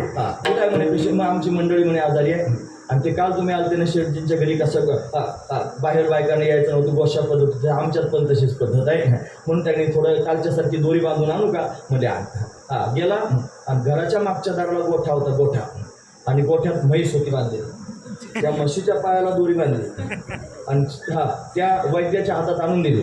त्या वैद्याने दोरी हातात घेतली, अशी केली, गंभीर झाला, शांत झाला. आणि त्या सेवक, तो जो सेवक बोलावला तर ज्याच्या घरी गेला तर त्याच्याशी बोलायला लागला. म्हणे काय, मला मी 2 बायका केलेले माणसं पाहिले 3 बायका केलेले पण पाहिले. मला अनुभव आहे म्हणला चांगला. 2-3 बायका लोक करतात, पण म्हैस बायको केलं तू पहिलाच पट्ट्या सापडला मला म्हैस बायको केलेला. तू त्यांनी पहिला सापडलास. त्यानं तोंडात बोट घातलं. एवढा हुशार असणारा वैद्य, त्याला कळालं की ही दोरी म्हशीच्या पायाला बांधलेली आहे म्हणून. म्हणजे नाडी पाहून अशा पद्धतीत रोग कळतो. शेष राहण्याचा रोग त्यांनी कळाला. औषध त्यांनी दिलं, सांगितलं औषध त्यांनी पिला की लगेच बरं होईल. त्याला 1000 फण आहेत म्हणतात. कोणत्या तरी एका फणानं औषध पिलं असेल. औषध पिल्यानंतर औषध पिऊन झालं पण रोग बरा झाला नाही. ते म्हणजे असे कसे डॉक्टर अश्विनी कुमार, तुम्ही वैद्यांचे डॉक्टर, तुम्ही देवतांचे वैद्य आहात आणि अशा पद्धतीने तुमच्या रोग बरा झाला नाही. परत औषध दिलं, परत औषध पिले, परत बरं झालं नाही. तिसऱ्यांदा औषध दिलं तरी पण पोट दुखायचं थांबलं नाही. मग काय करते म्हणजे आमच्या समोर औषध द्या. मग औषधाची वाटी घेतली, त्याला प्यायला लावली. चमत्कार असा होत होता, त्याच्या डोळ्यातून विष टिपकत होतं आणि ते विष नेमकं त्या वाटीत पडत होतं. आणि त्या वाटीत पडलं की ते औषध पोटात जायच्या आधीच निकामी होत होतं. मग ते निकामी झालेलं औषध पोटात गेले की काम करत नव्हतं. अरे म्हणले हे वर्म आहे. मग काय केलं पाहिजे, याचे डोळे बांधा म्हणले. आता त्याला 1000 फण म्हणल्यानंतर 2-2 डोळे म्हणजे 2000 डोळे असतील की नाही शेषाला. त्याचे सगळे डोळे बांधून टाकले. मग त्याला औषध अशा पद्धतीने प्यायला दिलं, त्याचा रोग बरा झाला. बरोबर आहे की नाही. आधी औषध कोणतं होतं, तेच होतं. आणि ज्या औषधानं त्यांनी महाराज रोग बरा झाला ते औषध कोणतं होतं, तेच होतं. त्याच औषधानं रोग बरा झाला नाही आणि त्याच औषधानं रोग बरा झाला. औषधात काही दोष आहे का, नाही, याच्यात दोष होता. काय दोष होतं, त्याचं विष त्याच्यात टिपकत होतं. भक्ती हे औषध आहे भगवंताच्या प्राप्तीचं. महत्वाची गोष्ट सांगतो, जी तुकोबारायांनी केली, ज्ञानोबारायांनी केली, नाथ महाराजांनी केली, सावताबाबांनी केली, गोरोबाब काकांनी केली, सगळ्या संतांनी जी भक्ती केली तीच आपण करतो. त्यांनी काकडा केला आपण करतो. त्याने विष्णू सहस्रनाम म्हणलं आपण म्हणतो. ते काय भजन म्हणले गाथा भजन आदी करून आपण म्हणतो. ते त्यांनी नामस्मरण केलं, नामजप केला आपण करतो. त्यांनी कीर्तन केले आपण करतो. त्यांनी प्रवचन केले आपण करतो. ते हरिपाठ म्हणले आपण म्हणतो. त्यांनी जागर केले आपण सगळं करतो. सगळे तेच उपक्रम आपण करतो. पण हे सगळे उपक्रम तेच करून सुद्धा त्यांना ज्या भक्तीनं त्यांनी परमात्म्याची प्राप्ती झाली तीच भक्ती आपण करून सुद्धा आपल्याला परमात्म्याची प्राप्ती होत नाही का. लक्षात घेण्यासारखा मुद्दा आहे. त्याने हेच केलं सगळं साधं. त्यांनी एकादशी धरली, त्यांनी द्वादशीचं व्रत केलं, त्यांनी या सगळ्या गोष्टी केल्या. आपणही एकादशी धरतो, आपणही सोमवार धरतो, आपणही सगळं करतो, तेच करतो, तसंच करण्याचा प्रयत्न करतो. पण असं करून सुद्धा त्यांना जर त्याचं फल प्राप्त होतं तर आपल्याला त्याच साधनानं फल प्राप्त होत नाही. का प्राप्त होत नाही त्याचं कारण आहे, त्यांनी जी साधना केली ती निर्दोष साधना होती आणि आपण जी साधना करतो त्याच्यात दोष आहे, सदोष असणारी साधना आहे. काहीतरी घोटाळा कुठेतरी होतो. आता घोटाळा कोण सांगेल, ते काही तोंडावर पाहून सांगता येतं का, नाही. हे ज्याचं त्यालाच कळतं कुठं पाणी मुरतं. लक्षात घेण्यासारखा मुद्दा आहे. ते आपण शोधलं पाहिजे, अंतर्मुख होऊन शोधलं पाहिजे की आपण कुठे कमी पडतो, देवा का भेटत नाहीस, काय कमी पडलं. तुकोबारे अंतर्मुख होऊन शोधतात. देवाला म्हणतात जाळ हे जाळोनी संसार बैसलो अंगणे तुझे नाही मनी मानसे. थोडंसं एक वाढत, जाळोनी संसार बैसलो अंगणी तुझे नाही मनी मानसे. तुझ्या मनात सुद्धा येत नाही देवा, सगळा संसार झाला. आतून तपासून पाहिलं, संसार राहिलाच नाही कुठे आतमध्ये आणि जाळून त्यांनी बसले. महत्वाचा विचार आहे, तरी पण देव भेटत नाही. आत्मपरीक्षण करणं अतिशय महत्वाची गोष्ट आहे. जेव्हा सगळ्या संसाराची जोडघाण केली आणि तेव्हा परमात्मा मागे मागे फिरायला लागला. हे म्हणून हिंडे मागे मागे, हिंडे मागे मागे, हिंडे मागे मागे, हिंडे मागे मागे, रडी जागे ढाली जागे, रडी जागे ढाली जागे, हिंडे मागे मागे, हिंडे मागे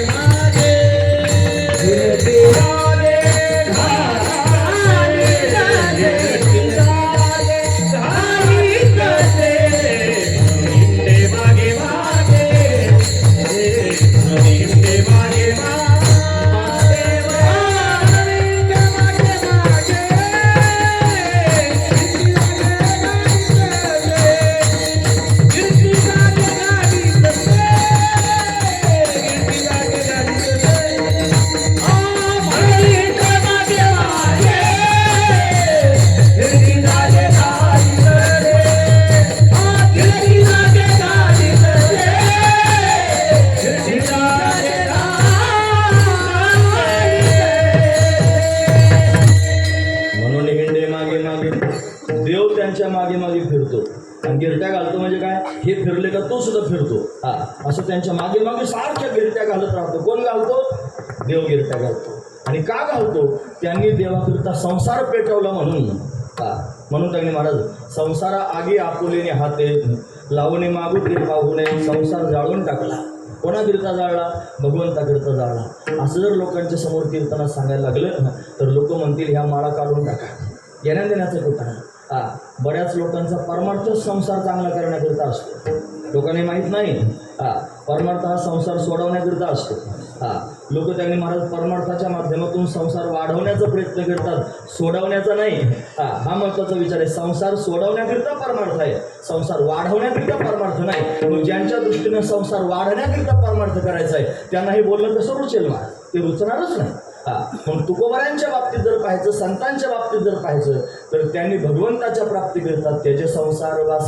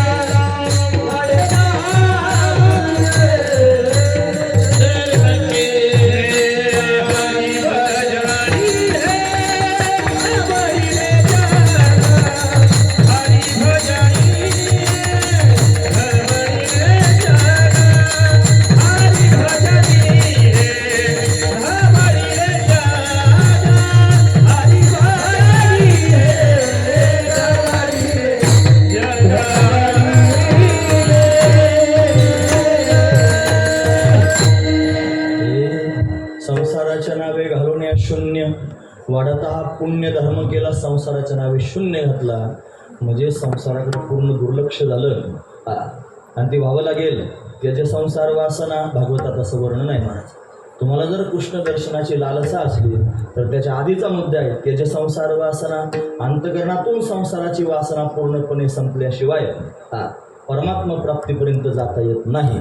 एकतर हे नाहीतर ते, दोन्हीपैकी एक. प्रपंच परमार्थ संपादिन दोन्ही एकही निदानी न घडे त्यासी, दोही पेवावरी ठेव जात आहात घडे अपघात शरीराचा. म्हणून त्यांनी मला दोन्ही साधण्याचा प्रयत्न केला नाही पाहिजे. फार शाजूक असतात लोक, फार उपदेश करतात. प्रपंच करून परमार्थ करावा. तुकाराम महाराजांनी नाही केला का?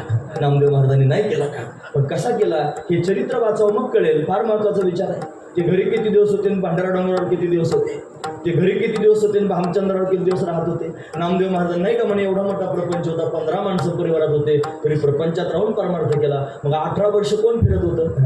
पंजाबात त्यांनी देशभरामध्ये भगवंताच्या भक्तीचा प्रचार प्रसार करत 18 दिवस तरी माणसाला घर सुटतं का? 18 दिवस जाऊ द्या, मोर द्या, 18 तास सोडून दाखवा काय काय. आता कीर्तनाला उशीर होऊ द्या, कशी पोटात कालमिल होते बघा. महत्वाचा विचार आहे माझा. 18 तास सुद्धा माणूस त्यांनी प्रपंचाला सोडून राहू शकत नाही. आणि त्या माणसानं शहाजूतपणानं म्हणायचं प्रपंचात राहून परमार्थ करावं जमत नाही.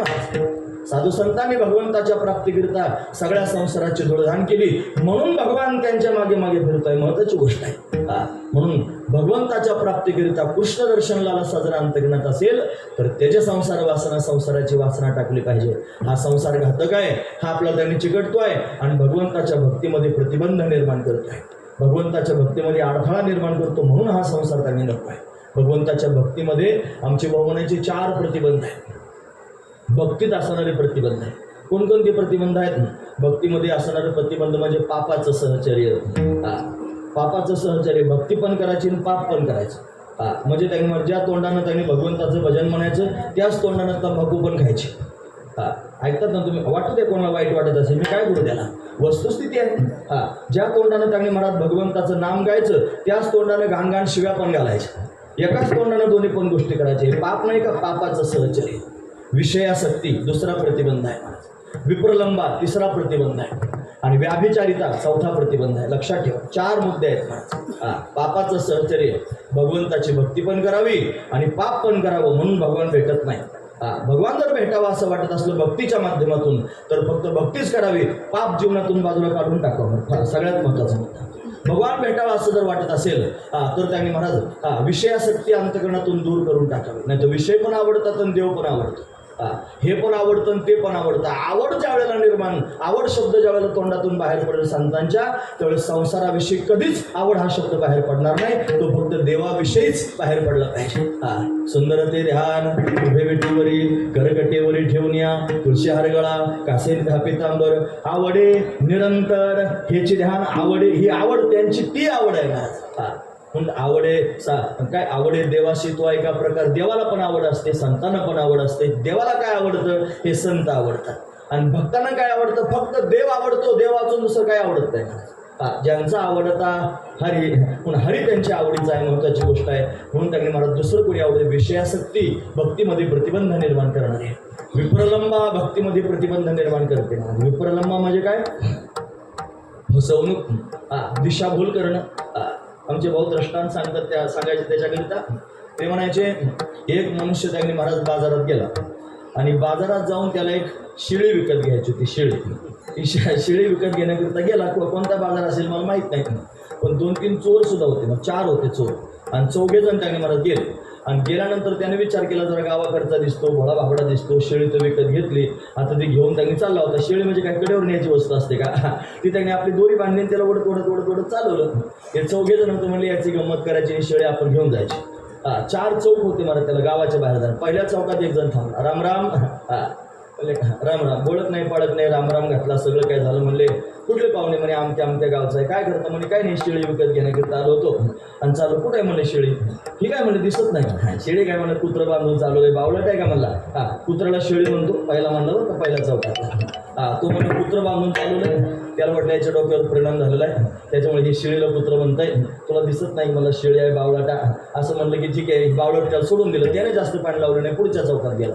दुसरा होताच महाराज तिथं. 4 जण होते ना. त्यानं नमस्कार केला, राम राम घातला.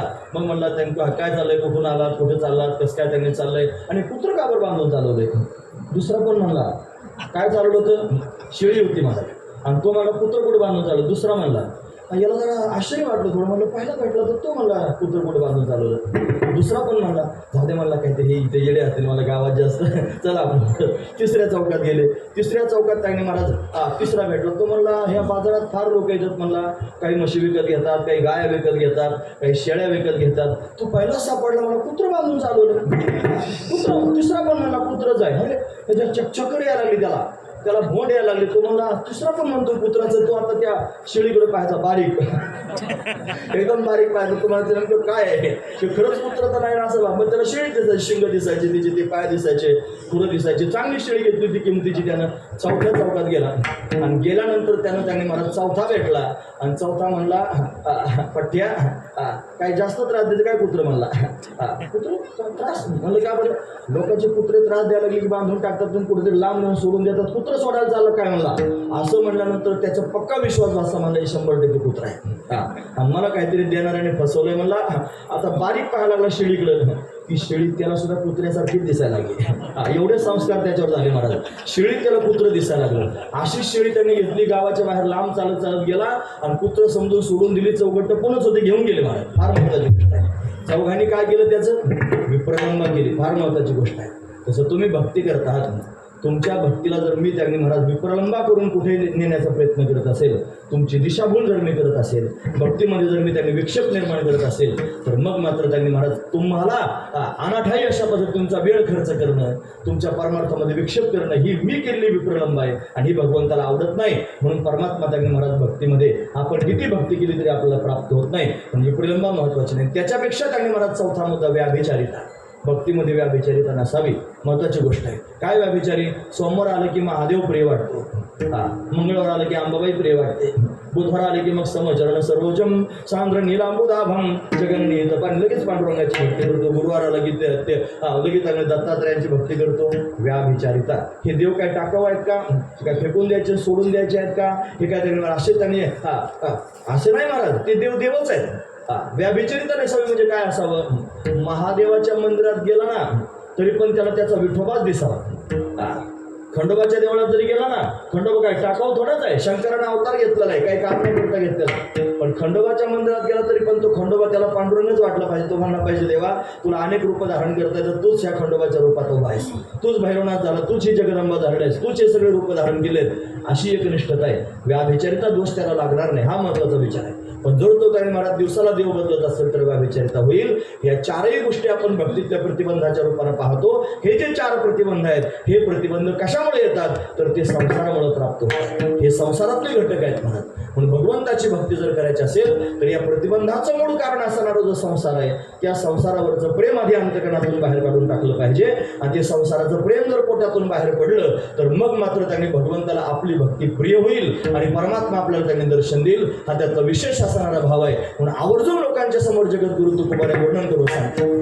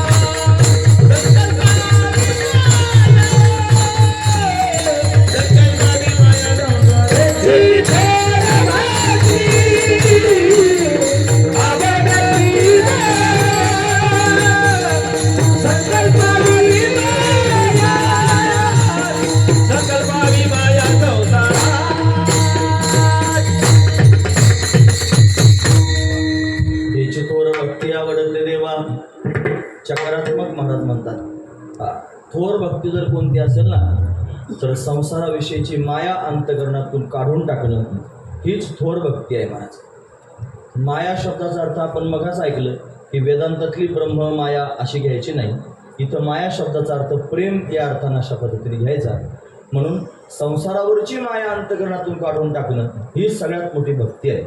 भगवंताच्या भक्तीला जर तुम्ही लागले असाल आणि भगवंताची भक्ती करत असून सुद्धा संसाराविषयी जर तुमच्या मनात विलक्षण असणारं प्रेम असेल तर मग मात्र आपली भक्ती पूर्णत्वापर्यंत जाणार नाही, भगवंताची प्राप्ती करून देणार नाही. भक्ती कशा करत आहे? भगवंताच्या प्राप्ती करत आहे. मग आपल्या भक्तीनं जर भगवंताची प्राप्ती करून द्यावी असं वाटत असलं तर ती भक्ती योग्य असली पाहिजे आणि भगवंताला आवडणारी असली पाहिजे. मग भगवंताला कोणती भक्ती आवडते? हेच थोर भक्ती आवडते देवा.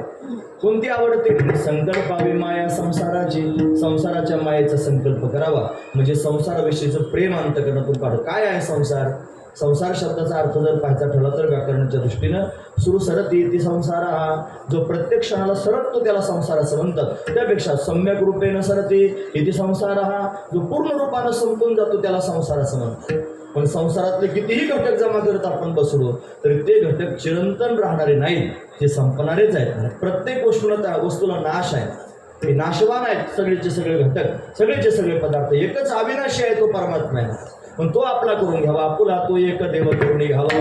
तेने विन जीवा सुख नव्हे येरती माईके दुःखाची जनिती नाही आदी अंती अवसान. म्हणून त्याने महाराज हे कायमस्वरूपी न टिकणारे आहेत. पण कायमस्वरूपी टिकणारा जर कोण असेल तर परमात्माच आहे. तुझं विन काही स्थिर राही ऐसे नाही कळो आले बहुतारिती पांडुरंगा माझे चित्ती मोकलोनी आस सर्व भावे झालो दास तुका म्हणे तूची खरा येरवा उगा पसारा. बाकीचा सगळा पसाराच आहे, तू एकटाच खरा आहेस असं त्यांनी समजावं. म्हणून त्यांनी परमात्मा सत्य आहे, सत्य तो विठ्ठला कागा हा दाविला जगदाभास. हा जो जगताचा आभास आहे तोच खऱ्या अर्थानं संसार आहे. आणि हा संसार त्यांनी संपणार आहे सम्यक रूपेनं सरती, पण पूर्ण रूपाने संपून जाणार आहे. पण त्याची जर संगती आपण केली तर आपण त्याच्यासारखे होऊ. ज्याचे जया ध्यान त्याची होय त्याचे मन मनवणी आवघे सारा पांडुरंग धरा. तो पांडुरंग चिरकाल राहणार आहे, त्याची शरणागती करा. म्हणून संसाराचा संग टाकून देणं, संसारावरचं प्रेम अशा पद्धतीने घालवणं आणि हेच खऱ्या अर्थानं भक्तीचं श्रेष्ठ असणारं लक्षण आहे. म्हणून खरी भक्ती जर कोणती असेल तर संसाराचा अंतकरणातून त्याग करणं ही भक्ती आहे. तुम्हाला मग तुझं ऐकून आम्ही जाऊ का हिमालयात निघून? तसं नाही माझं म्हणणं. माझं म्हणणं वक्तृ तात्पर्य कळालं पाहिजे. मला समोरचा माणूस काय आशयाने बोलतोय हे कळालं पाहिजे. मग उलगडा करून सांगतो, तुमच्या हिताचा उलगडा आहे, लक्षपूर्वक ऐका. आपण जर स्वतःला हरिभक्तीपरायण म्हणून घेतो, पारमार्थिक म्हणून घेतो तर आपण त्यांनी महाराज आपल्या जीवनामध्ये महत्त्वाचं स्थान कशाला देतो हे जास्त महत्त्वाचं. मुख्य स्थान आपल्या जीवनामध्ये आपण कशाला देतो जास्त महत्त्वाचं. आपण जर आपल्या जीवनामध्ये परमार्थ करत असून सुद्धा संसाराला मुख्य स्थान दिलं तर मग मात्र आपला परमार्थ सिद्धीला जाणार नाही. मग आपण काय केलं पाहिजे? आपल्या जीवनामध्ये आपण जगत असताना जे व्रत आपण हातात घेतलेलं आहे आपल्या जीवनामध्ये आणले त्याच्यामध्ये प्रमुख स्थान फक्त परमात्म्यालाच दिलं पाहिजे, दुसऱ्या कशालाच नाही दिलं पाहिजे. मग बाकीचे ज्या सगळ्या घटक गोष्टी आहेत की नाही त्यांना आपण दुय्यम केलं पाहिजे. संकल्पावी माया संसाराची म्हणजे काय केलं पाहिजे? संसाराला दुय्यम केलं पाहिजे. फार महत्त्वाचं, दुय्यम केलं पाहिजे. आपण त्यांनी महाराज आपल्या घरी आलो आणि आपल्याला 2 फोन आले. तुम्ही ऐकतात ना सर्वजण? 2 फोन आले. अतिशय जीवलग असणाऱ्या व्यक्तीचा एक फोन आला आणि अनोळखी व्यक्तीचा एक फोन आला आणि दोघं पण म्हणले एकाच गावामध्ये तुम्हाला या चौकात मी थांबलोय मला भेटायला, आणि अनोळखी माणूस म्हणला मी त्या चौकात थांबलोय मला भेटायला. तुम्ही कोणत्या माणसाला भेटायला जाणार? जो जीवलग आहे ना त्याला तुम्ही भेटण्याकरिता. म्हणजे प्रथम स्थान कोणाला दिलं? तुमच्या जीवलगाला दिलं. आणि दुसरा माणूस महत्त्वाचा नाही का आहे ना, त्याला तुम्ही फोन करून सांगणार थांबा मी जरा कामात आहे, माझं काम पूर्ण होऊ द्या मग मी तुम्हाला भेटतो. त्याला महत्त्व दिलं की नाही दिलं? दिलं. पण त्याला दुसरा नंबर दिला. 1 नंबर कोणाला दिला? जीवलगाला दिला. हा महत्त्वाचा. तसा देव आपला जीवलग करून घ्यावा आणि देवालाच 1 नंबर द्यावा, बाकीच्या सगळ्या संसाराला 2 नंबर द्यावा. म्हणजे दुय्यम करून टाकावं. संतांनी अशाच पद्धतीने देव धरला. देवती बळे धरला सायासे करोनिया नाश उपाधीचा पूर्वपक्षी धातू धिक्कारिले जन. धातू आणि जन यांचा धिक्कार केला म्हणजे त्या संसाराला दुय्यम करून टाकलं. आपल्या जीवनामध्ये आपण संसाराला दुय्यम करावं आणि परमात्म्याला त्यांनी प्रमुख स्थान द्यावं. ही विशेष असणारी भक्ती आहे आणि ती ज्याला साधली त्याला परमात्मा प्राप्त होत असतो. फार महत्त्वाचं होत आहे. पण अजून एक गोष्ट सांगतो. आता ते जास्त गोष्टी सांगायला लागले की 9 वाजत आले. माझ्याकडे राग बघू नका बरं, जास्त वेळ झाला तर. पावसाचं पण वातावरण होऊ शकतं. 5-10 मिनिटात मी थांबेन. फक्त त्यांनी महाराज मला तुमच्या गळी उतरवण्याचा मुद्दा एवढाच आहे की आपण त्यांनी महाराज परमात्म्याला जीवनामध्ये प्रमुख स्थान द्यावं आणि बाकीचा असणारा जो संसार आहे त्या संसारावरचं प्रेम काढून त्याला दुय्यम करून टाकू. मग संसार करू नये असं नाही. तुम्हाला बायको आहे, तुम्हाला मुलं आहेत, तुम्हाला घर आहे, तुम्हाला भाऊबंद आहेत, तुम्हाला सोयरे आहेत, तुम्हाला प्रपंच आहे, सगळ्या गोष्टी आहेत. त्या सगळ्यांबरोबर तुमचं कर्तव्य म्हणून तुम्ही अशा पद्धतीने वागत राहा. पण परमात्म्याकडे जाण्याची वेळ आली तर मग मात्र काही क्षणात त्यांना सोडण्याची तयारी ठेवा. ज्याची काही क्षणात सोडण्याची तयारी आहे तो खऱ्या अर्थानं त्याने भगवंताचा भक्त आणि भक्ती तोच करतो. मोठे बाबा म्हणायचे वळकटी बांधलेली आहे. मोठे बाबा म्हणजे वैकुंठवासी रघुनाथ महाराज उमरेकर ते म्हणायचे वळकटी बांधलेली आहे. प्लॅटफॉर्मवर उभा आहे, गाडी आली बसली की चालले. याचा अर्थ काय होतो ते त्यांनी त्या मुद्द्यावर गेलेले आहेत. मला फार महत्त्वाची गोष्ट आहे. कधी आवाज येऊ दे आता जाण्याची तयारी आहे. याच्याकरिता उदाहरण सांगतो. गोकुळामध्ये असणाऱ्या ज्या गोपिका आहेत की नाही या गोपिकांना भगवंतानं वचन दिलं होतं मी तुमच्यावर रासलीला करेन. शरद पौर्णिमेच्या रात्री रासलीला करेन असं त्यांनी सांगितलं. भगवान स्वतः गेला. लांबलचक असणारा प्रसंग आहे, मला सगळा प्रसंग सांगायचा नाही.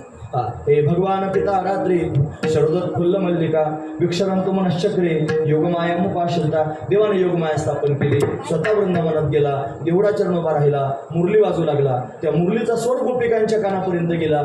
या सगळ्या गोपिका आपल्या संसारातली सगळी कामधामं करत होत्या. कोणी गायीची धार काढत होती, मुरली ऐकू आली, गायीची धार अर्धी ठेवली. अर्ध दूध बादलीत होतं, अर्ध दूध काशीत होतं, भाला घातलेला तसाच होता. गोपिका निघून गेली महाराज. एक गोपी भाकरी करत होती, पिठानं हात भरलेले होते. एक त्यांनी भाकरी तव्यावर होती, एक भाकरी चुलीला उभी केली होती, एक भाकरी काठवटीत तयार होती. काठवटीतली वर टाकायची होती, तव्यावर पचलेली पालथी करून टाकायची होती, चुलीला उभी केली टोपल्यात टाकायची होती. एवढं सगळं सज्ज होतं. पण तरी सुद्धा मुरलीचा आवाज आला, आहे तसंच सोडून दिलं, निघून गेली महाराज. महत्वाची गोष्ट आहे. एक गोपी त्यांनी महाराज नवऱ्याची सेवा करत होती, जेवायला वाढत होती. नवरा किती महत्वाचा आहे, जेवण त्याला वाढत होती. ते जेवण त्याने नवरा करत होता, मुरली ऐकू आली. तसंच ताटही सोडून दिलं, वाढणं सोडून दिलं, भगवंताच्या दिशेने निघून गेली. एक सासूची त्यांनी सेवा करत होती, पायदाबदून जाण्याकरिता निघाली. सासूनं अडवलं, तिला बांधून टाकलं, विनंती करावी मला जाऊ द्या, तरी जाऊ देत नाही. भगवंताच्या चरणांचं स्मरण केलं, म्हणली या शरीरावर तुमचा अधिकार आहे, माझ्यावर अधिकार नाही. काही क्षणात त्यांनी शरीर सोडून दिलं, दिव्य रूप धारण करून भगवंताच्या समोर निघून गेली. अशा सगळ्या गोपिका एक बाळाला दूध पाजत होती स्वतःच्या लेकराला आणि मुरली ऐकू आली की बाळ असंच ठेवून दिलं, भगवंताच्या दिशेने निघून गेली. खरं सांगायचं हे जेवढे त्यांनी प्रसंग सांगितले संसारातले आहेत की नाही. मुरली कोणाची वाजली? देवाची. या काय करत होत्या? संसार करत होत्या. पण सगळं महत्वाचं करत होते की नाही? सगळं महत्वाचं करत होत्या. पण मुरली वाजल्याबरोबर एका क्षणात त्यांनी मला सगळं सोडलं आणि भगवंताच्या दिशेने निघून गेल्या. सांगा प्रमुख स्थान कोणाला दिलं? परमात्म्याला दिलं. संसारावरची माया पोटात दिसली का? नाही. तिचा संकल्प करून टाकला, संसारावरची माया सोडली आणि भगवंतावर प्रेम करण्याकरिता गेल्या. म्हणून भगवान प्राप्त झाला, विशेष असणारी गोष्ट आहे. म्हणून त्यांनी अशा पद्धतीने आपणही असंच करावं. भगवंताला आवडणारी भक्ती करावी. कशी भक्ती आवडते? हेची थोर भक्ती आवडते देवा, संकल्पावी माया संसाराची. भगवंताकरिता आपलं जीवन आपण जगावं. आपल्या जीवनामध्ये सगळे व्यवहार आपण करा. पण हे सगळे व्यवहार करत असताना खरं सांगा बरं, चोखोबरायांच्या पत्नीचं बाळणपण होतं. बाळणपण महत्वाचं होतं का? भजन नंतर करता आलं नसतं का? मग त्याने आधी जायचं, मग निरोप सांगायचा, मग त्यांनी पाठवून द्यायचं बहिणीला, मग भजनात जाऊन बसायचं. तसलं काय केलं का? विसरले डायरेक्ट. भजन करता करता निघून गेले. ती बायको तिकडे जाऊन, बाळणपण तिकडे जाऊन, बहीण पण तिकडे. देवाला काळजी करावी लागली, सगळं काय करावं लागलं. फार महत्वाचा विचार. संकल्पावी माया संसाराची. भगवंताकरिता त्याने अंतकरणातून संसार टाकून देणं आणि भगवंताच्या प्राप्तीकरिता अट्टहास करणं हीच खऱ्या अर्थाने भक्ती आहे. आणि तीच देवाला आवडते. म्हणून ह्याची थोर भक्ती आवडते देवा, संकल्पावी माया संसाराची. म्हणजे आता तुम्ही उद्या हिमालयात जायचं का? नाही जायचं. म्हणजे तुम्ही बायका पोरांना लाथा घालायच्या सोडून द्यायचं का? नाही सोडायचं. पण जेव्हा कधी परमार्थ करण्याचा प्रसंग येईल त्यावेळेला परमार्थाला प्रमुख स्थान द्यायचं आणि बाकीच्या गोष्टींना दुय्यम करायचं. एवढं जरी करता आलं, फार मोठा परमार्थ साधला महाराज. फार महत्वाची गोष्ट आहे. मग संसाराचं कसं होईल महाराज?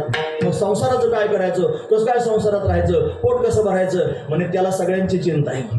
तो सगळ्यांची चिंता करतो. तो तुम्हाला जसं ठेवील ठेविले आनंदे कैसेची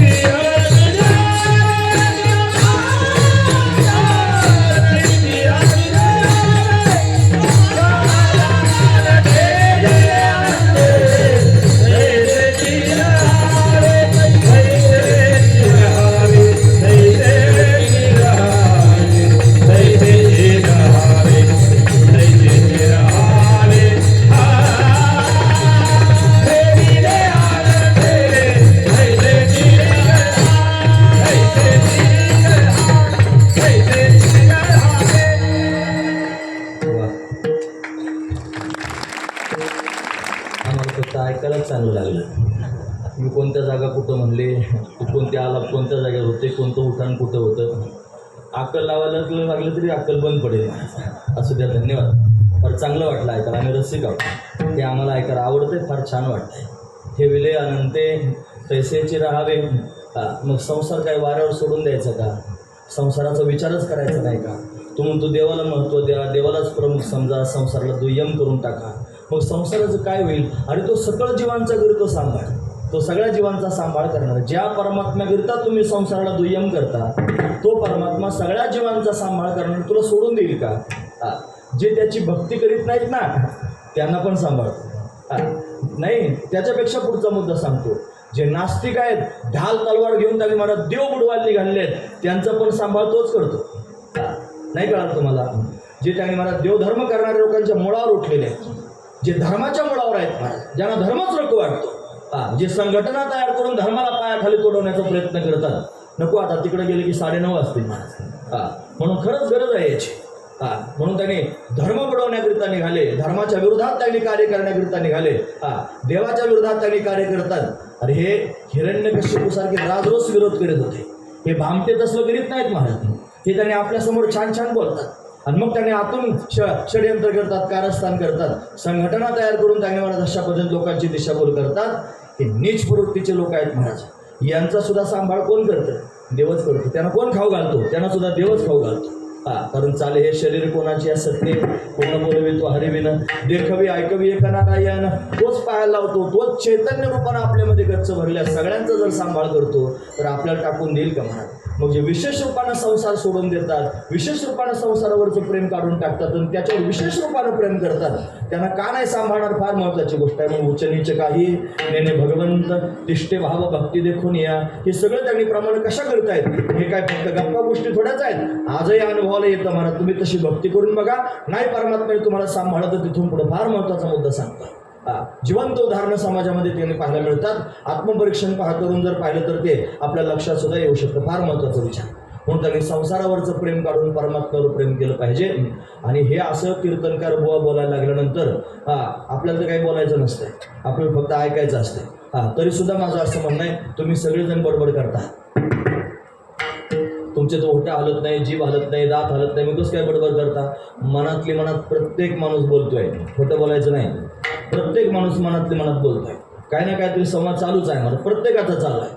कीर्तनकार फक्त एकटा बोलताना दिसत जरी असला तरी सुद्धा प्रत्येक माणूस बोलतोय. त्या बोलण्याविषयी काहीतरी संवाद करतोय, मनातल्या मनात काहीतरी दुसरे विचार करतोय.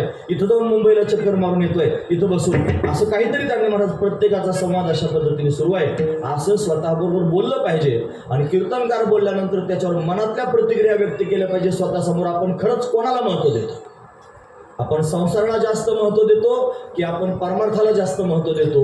आणि आपलंच उत्तर आपण शोधायचं. जर आपण त्यांनी अजून संसाराला जास्त महत्त्व देत असलो तर आपण त्यांनी भक्तीच्या माध्यमातून कमी आहोत. आपली भक्ती देवाला आवडत नाही. मग आपण जर परमार्थालाच प्रमुख स्थान दिलं असलं, परमात्म्यालाच त्यांनी मुख्य समजलं असलं आणि संसाराला जर आपण दुय्यम करत असलो तर ह्याची थोरं भक्ती आहे आणि ती आवडते देवा, ती देवाला आवडणारी भक्ती आहे. असा निर्वाळा आहे महाराज. मग त्यांनी हातच्या कंकणाला आरसा कशाला? हे आपल्याच मनाला प्रश्न विचारायचा आणि आपणच ठरवायचं आपण कुठे आहोत. हा महत्त्वाचा विचार. 24 तासामध्ये आपण त्यांनी भगवंताचं भजन, भगवंताचं चिंतन किती वेळा करतो आणि 24 तासामध्ये आपण संसाराचं चिंतन किती करतो हे आपल्यालाच माहिती आहे ना महाराज. मलाच माहिती आहे मी कशाचं चिंतन जास्त करतो. मग ज्याचं जास्त चिंतन केलं जात असेल समजायचं ती गोष्ट आपल्याकडं प्रमुख आहे, आणि ज्याचं कमी चिंतन केलं जात असेल समजायचं ती गोष्ट आपल्याकडे दुय्यम आहे. म्हणून त्यांनी जर संसाराचं जास्त चिंतन आपण करत असलो, संसाराकरिता जास्त हातपाय फोडत असलो, संसाराकरिता जास्त अट्टहास करत असलो तर आपल्या दृष्टीनं संसार प्रमुख आहे आणि परमार्थ करत नाहीत असं नाही. सुरुवातीलाच उपक्रम करताना असं त्यांनी बोललं गेलंय काय? जो तो माणूस ज्याच्या त्याच्या जागेवर परमार्थ करतोय आणि त्याला तो योग्य वाटतोय. पण किती करतोय हे पण महत्वाचं आहे ना. तो जर त्या तुलनेत संसाराच्या तुलनेमध्ये परमार्थ कमी करत असेल तर तो त्यांनी परमार्थाला दुय्यम स्थान देतोय आणि तो दुय्यम स्थान देतोय म्हणून त्याची भक्ती होते पण देवाला आवडत नाही. मग कोणती आवडते? हेची थोर भक्ती आवडते देवा. संकल्पावी माया संसाराची, ज्यानं संसाराची माया पोटातून काढून टाकली त्याची भक्ती देवाला आवडते. म्हणून तो त्याने महाराज परमात्म्याला प्रिय होतो. मग परमात्मा सर्वांना जसा सांभाळतो तसं आपल्याला पण सांभाळणार आहे. म्हणून ठेवले अनंते तसेची राहावे, चित्ते असू द्यावे समाधान, चित्तात समाधान असू द्या. तो देतोय ना तेच योग्य आहे. सुदामजींचं उदाहरण आहे का? सगळं चरित्र मला सांगायचं नाही, मला वेळेचं भान आहे. 5-10 मिनिटं जास्त होतील ठरल्याने नियमापेक्षा याच्यापेक्षा जास्त होणार नाही. मी पण दमून आलोय. सकाळचं कीर्तन करून आलो, परत सकाळी कीर्तन करायचं. मग तुमचा जास्त जीव खाणार नाही, 5-10 मिनिटात थांबेल. सुदामजी महाराजांचं उदाहरण का मला आठवलं? सुदाम देवाला त्या राजानं सांगितलं याला कोणी काही द्यायचं नाही, आणि त्यांनी व्रत घेतलं होतं कोणाला काही मागायचं नाही. त्याने अयाच्या व्रत घेतलं होतं आणि राजानं सांगितलं होतं त्याला काही द्यायचं नाही. 4 दिवसापासून बायका मुलं उपाशी होते. फार महत्वाचं बोलताय. बायको म्हणली अहो त्यांनी राजाला तुम्ही अपमान करून आले, राजा आपल्याला काही देत नाही, मग निदान तुमच्या मित्राला तरी मागायला जा. अजिबात मध्ये जाणार नाही, त्याला काही सांगाय अहो नाही काही तर निदान त्याला सांगा तरी आपलं काय चाललंय. मग सुदामजी म्हणले ऐका. काय म्हणले तिला? ऐकण्यासारखं आहे. ते म्हणले हे बघ, सांगावं त्याला लागतं ज्याला कळत नाही, सांगावं त्याला लागतं ज्याला कळत नाही. आणि तू ज्याला सांगायला जा म्हणते त्याला सगळं कळत आहे. मग त्याला जर सगळं कळतं ना मग सांगायची काय गरज आहे? बरं दुसरा मुद्दा, त्याला जर सगळं कळतंय मग त्याला कळत नाही का माझी बायको उपाशी आहे, माझी मुलं उपाशी आहेत. मग माझे बायका मुलं उपाशी आहेत हे त्याला कळतं, आणि त्याला कळत असून जर आपण उपाशी आहोत, त्याला हे कळतंय आणि तरी पण आपण उपाशी आहोत, याचा अर्थ काय? त्यालाच वाटतं आपण उपाशी राहतो. मग हातपाय खोडायची काय गरज? तो आपला मालक आहे, तो आपलं जीवन आहे, तो आपलं सर्वस्व आहे, आपलं जीवन त्याच्याकरिता आहे, आणि त्याला वाटतं याने 4 दिवस उपाशी राहावं. मग त्याला जर वाटतं मी उपाशी राहावं, मग ठेवले अनंते तैसेचे राहावे, चित्ते असू द्यावे समाधान. देवानं केली महाराज. तर पुढची कथा सगळ्यांना माहिती आहे. हा महत्वाचा विचार आहे. मग असं असून सुद्धा, असं कळून सुद्धा जर धावपळ होत असेल, जर उठाठेव त्याने होत असेल, तर मग मात्र त्याने दुःखाला पात्र व्हाल, संचिताचं फळ मात्र भोगावंच लागेल. महाराज वर्णन करून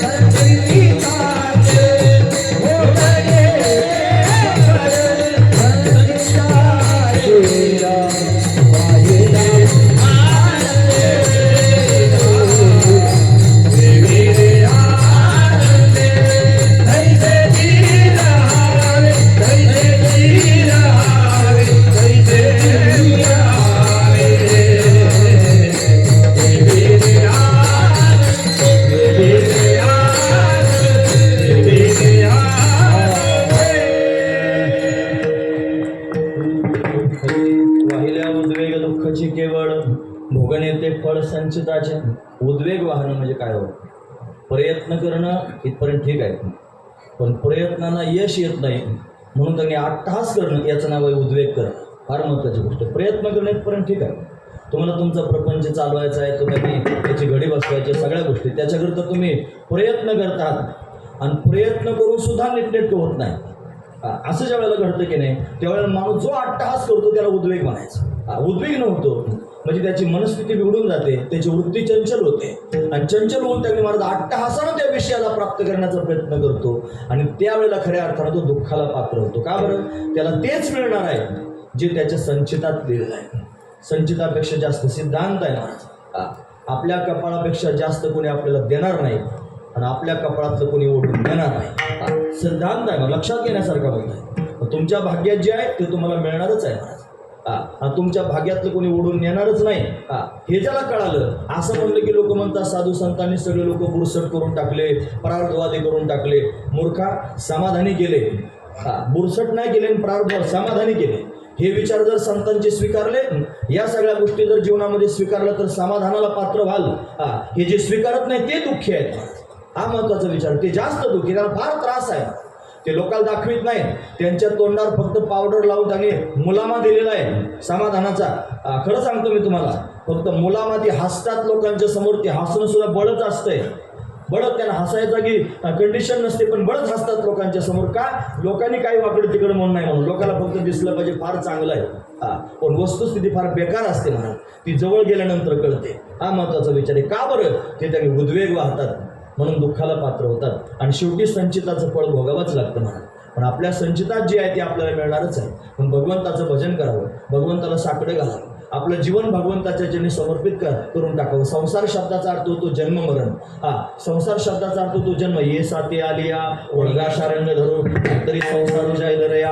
7 शब्दाचा अर्थ होतो बाजार. पण जन्म मरण रूपी संसार हाच बाजार आहे. आणि याच्यात आपण जन्माला आलो, हा जन्मरूपी संसार आहे. हा संसार जर आपण त्यांनी भगवंताच्या प्राप्तीकरिता त्यांनी खर्च केला, हा जन्म जर आपण भगवंताच्या चरणी त्यांनी समर्पित केला, हा जर त्यांनी मला त्याच्या चरणावर समर्पित करून त्याचं चिंतन करत राहिलो, तर मग मात्र त्यांनी महाराज परमात्मा स्वतःच आपला संसार चालवेल. लक्षात ठेवण्यासारखा मुद्दा आहे. तुम्ही जर त्याचं झालात आणि तुम्ही त्याला देऊन टाकलं, एखादी गोष्ट दान दिल्यानंतर त्याच्यावर अधिकार कोणाचा असतो? ज्याला दान दिली त्याचा. लक्षात ठेवा. जेवणाचं ताट आपल्या समोर त्यांनी वाढलं आणि ताट वाढलं, भगवंताच्या समोर जेवणाचं ताट ठेवलं, नैवेद्य ठेवला. नैवेद्य कधी होतो? ज्यावेळेला तुम्ही तुळशीचं पान त्याच्यावर ठेवता ना, त्यावेळेला तो काय होतो? नैवेद्य होतो. तोपर्यंत त्यांनी कढईमध्ये तयार केलं, त्याचं नाव आहे शिरा. काय नाव आहे? शिरा. त्या शिऱ्यावर ज्यावेळेला त्यांनी तुळशीचं पान ठेवलं जातं त्याचा होतो नैवेद्य. तो नैवेद्य देवासमोर त्यांनी ठेवला, भगवंताने स्वीकारला की त्याच्यानंतर त्याचा होतो प्रसाद. ही प्रक्रिया आहे महाराज. तो कढईतला जो शिरा आहे ना तोच नैवेद्य होतो आणि तो त्यांनी देवासमोरून जाऊन बाहेर आलं की प्रसाद होतो. कशामुळे घडलं एवढं सगळं? या कढईतल्या त्यांनी शिऱ्याला एवढं मोठेपण कशामुळे आलं? फक्त तुळशीच्या पानामुळे आलं. हे तुळशीचं पान समर्पण करण्याकरिता असतंय, भगवंतानं स्वीकारावं म्हणून असतंय. म्हणून त्यांनी जर तुळशीचं पान ठेवल्यानं भगवान स्वीकारतो. तिला वरदान दिलेलं आहे, तुझ्या माध्यमातून जो येईल त्याचा काहीच विचार न करता मी स्वीकारेल. त्या साखर कमी असली तरी चालेल, तूप कमी असलं तरी चालेल, कसंही जरी असलं तरी चालेल, पण मला तुळशीचं पान ठेवून दिलं की मी सगळं खाऊन घेईन. महत्वाचा विचार आहे. लोक माळा घालतात की नाही? हे माळ घालणं म्हणजे काय? काय अर्थ होतो? माळ कशाची असते? चंदनाची. दिखाऊपणा करण्याकरिता घालतात सुद्धा चंदनाच्या माळा लोकांना फक्त दिसलं पाहिजे मी माळकरी आहे म्हणून त्यांनी तुळशीची माळ घातल्यानं पाप लागेल जर खोटं नाटं वागलं तर. म्हणून त्यांनी हे बघा, वारकरी कधी खोटं नाटं वागायचं नाही आणि भामटेपणा करायचं नाही, अजिबात नाही. ओरिजिनल वारकरी असतो की नाही तो कधीच खोटं नाटं वागत नाही, भामटेपणा कधी करीत नाही म्हणा. त्याच्या गळ्यात माळ असते. मग तुम्हाला काही लोक दिसतात ते कसं? तसं नाही. ते माळकरी नाहीत, ते भामटे आहेत. भामट्यांनी माळा घातल्यात. खरंच हा महत्वाचा मुद्दा आहे. माळकरी भामटेपणा करीत नाही, भामट्यांनी माळा घातल्यात दिखावा करण्याकरिता. म्हणून माळ तुळशीची असते. गळ्यात घालतात म्हणजे काय करतात? ती गळ्यात नाही घालत, या देहावर ठेवतात. जसं त्या शिऱ्यावर तुळशीचं पान ठेवलं ना त्याचा नैवेद्य झाला, तसं हे शरीर आहे ना, या शरीरावर तुळस ठेवतात. आता ती डोक्यावर कायमची राहील का? खरं सांगा, ठेवली तर राहणार नाही. मग कायमस्वरूपी राहण्याकरता कुठे घातली पाहिजे? गळ्यात घातली पाहिजे. म्हणून गळ्यात माळ घालणं आणि भगवंताच्या समोर जाणं म्हणजेच देवाला म्हणणं, देवा मी माझं जीवन तुझ्या समोर त्यांनी समर्पित केलेलं आहे. हे जीवन म्हणजेच संसार आणि हा संसार भगवंताच्या चरणी समर्पित केला पाहिजे. आणि असा जर समर्पित केला तर तो ज्याला दान दिलं त्याचं होईल की नाही महत्वाची गोष्ट आहे. हे शरीर हे जीवन जर भगवंताला दान दिलं, आता दान दिल्यानंतर अधिकार कोणाचा असतो? ज्याला दान दिलं त्याचा. मग आपण जर माळ घातली भगवंताच्या समोर गेलो, मग हे शरीर आणि हे जीवन याच्यावर अधिकार कोणाचा झाला? देवाचा. मग याचं त्यांनी महाराज पुढचं त्यांनी आयुष्याचं जडणघडण करायची जबाबदारी कोणाची? देवाची. ब्राह्मणाला गाय दिली समजा एका माणसानं दान, मग त्याने त्या ब्राह्मणानं दान घेतली, घरी पण गेला, त्या गायला चारा कोणी खाऊ घालायचा? ब्राह्मणानं. तिला पाणी कोणी पाजायचं? ब्राह्मणानं. तिचं शेण कोणी उचलायचं? त्या ब्राह्मणानं. दान त्याला दिलेली आहे, हा महत्वाचा विचार आहे. तसं हे जीवन जर भगवंताला दान दिलं तर याची जबाबदारी कोणी घ्यायची? देवाने. मग भगवान त्याची जबाबदारी घेईल ना. डोळे झाकून देवाला देऊन टाका. जे व्हायचं असेल ते भगवान त्यांनी पाहून घेईल आणि तोच या सगळ्या गोष्टी घेईल. हा त्यातला विशेष असणारा भाव आहे म्हणून महाराज वर्णन करून सांगतो.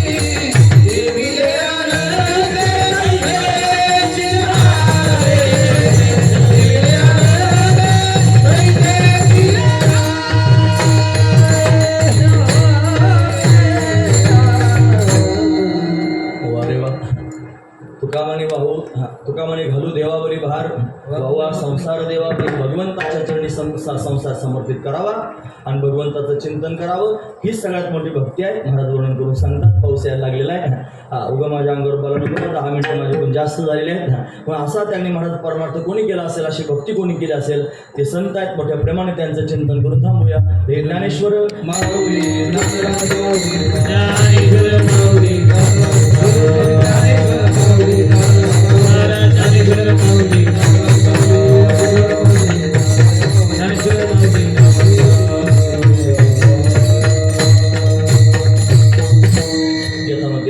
भगवंताची सेवा करण्याचा प्रयत्न केला, संतांची सेवा करण्याचा प्रयत्न केला. झाली सेवा भगवंताच्या चरणी समर्पित करून या ठिकाणी थांबूया. 2 तास बसून तुम्ही माझी बडबड ऐकून घेतली. तुम्हा सर्वांच्या अंतःकरणापासून धन्यवाद. गुणवान मंडळींनी फार सुंदर साथ केली. तुम्हा सर्वांच्या अंतःकरणापासून धन्यवाद. साऊंड सिस्टीम सहज आहे, मला चांगलं बोलता आलं, तुमचे धन्यवाद. महाराज मंडळी त्यांनी बसले आहेत. माझा अधिकार नसताना मोठी मोठी माणसं समोर बसलीत. मी उद्धटपणानं हातवारे करून आरडाओरडा करून यांच्यासमोर बोलत होतो. माझा उद्धटपणा आहे. मी त्यांची सर्वांची क्षमा मागतो आणि सर्वांच्या चरणावर मस्तक ठेवतो. मस्तक माझा पायावरील या वारकरी संतांच्या सर्वांच्या चरणावर मस्तक ठेवतो. चाल झालीच आहे सगळे धरतो. हे समाधानी आहेत माणसं म्हणून चाल झाली असं सगळे धरतो. मोठ्या प्रेमानं भगवंताचं चिंतन करतोय. बोलण्यासारखं बरंच आहे. 10 मिनटं 15 मिनटं आता होत आले आहेत आणि मी थांबणार आहे. पुन्हा एकदा या गुरुकुलाकरता अंतःकरणापासून शुभेच्छा देतो. हे धर्मकार्य करत आहेत. तुकामाने सत्यकर्म व्हावे साई या नियमानुसार सर्वांनी त्यांनी सहाय्यता करावी. सर्वांनी त्यांनी हे वृक्ष अवेल त्यांनी वाढवण्याकरिता अट्टहास करावा आणि इथं धर्मसंस्कार त्यांनी होतील. आपल्या मुलांना सुद्धा संस्थेमध्ये घालून त्यांच्यावर धर्मसंस्कार करून घ्यावेत असं त्यांनी मला संदेश सर्व लोकांच्या समोर देतो. याच ठिकाणी थांबतो. मोठ्या प्रेमानं भगवंताचं चिंतन करतो. ते कसं हे विठ्ठल जय जय जय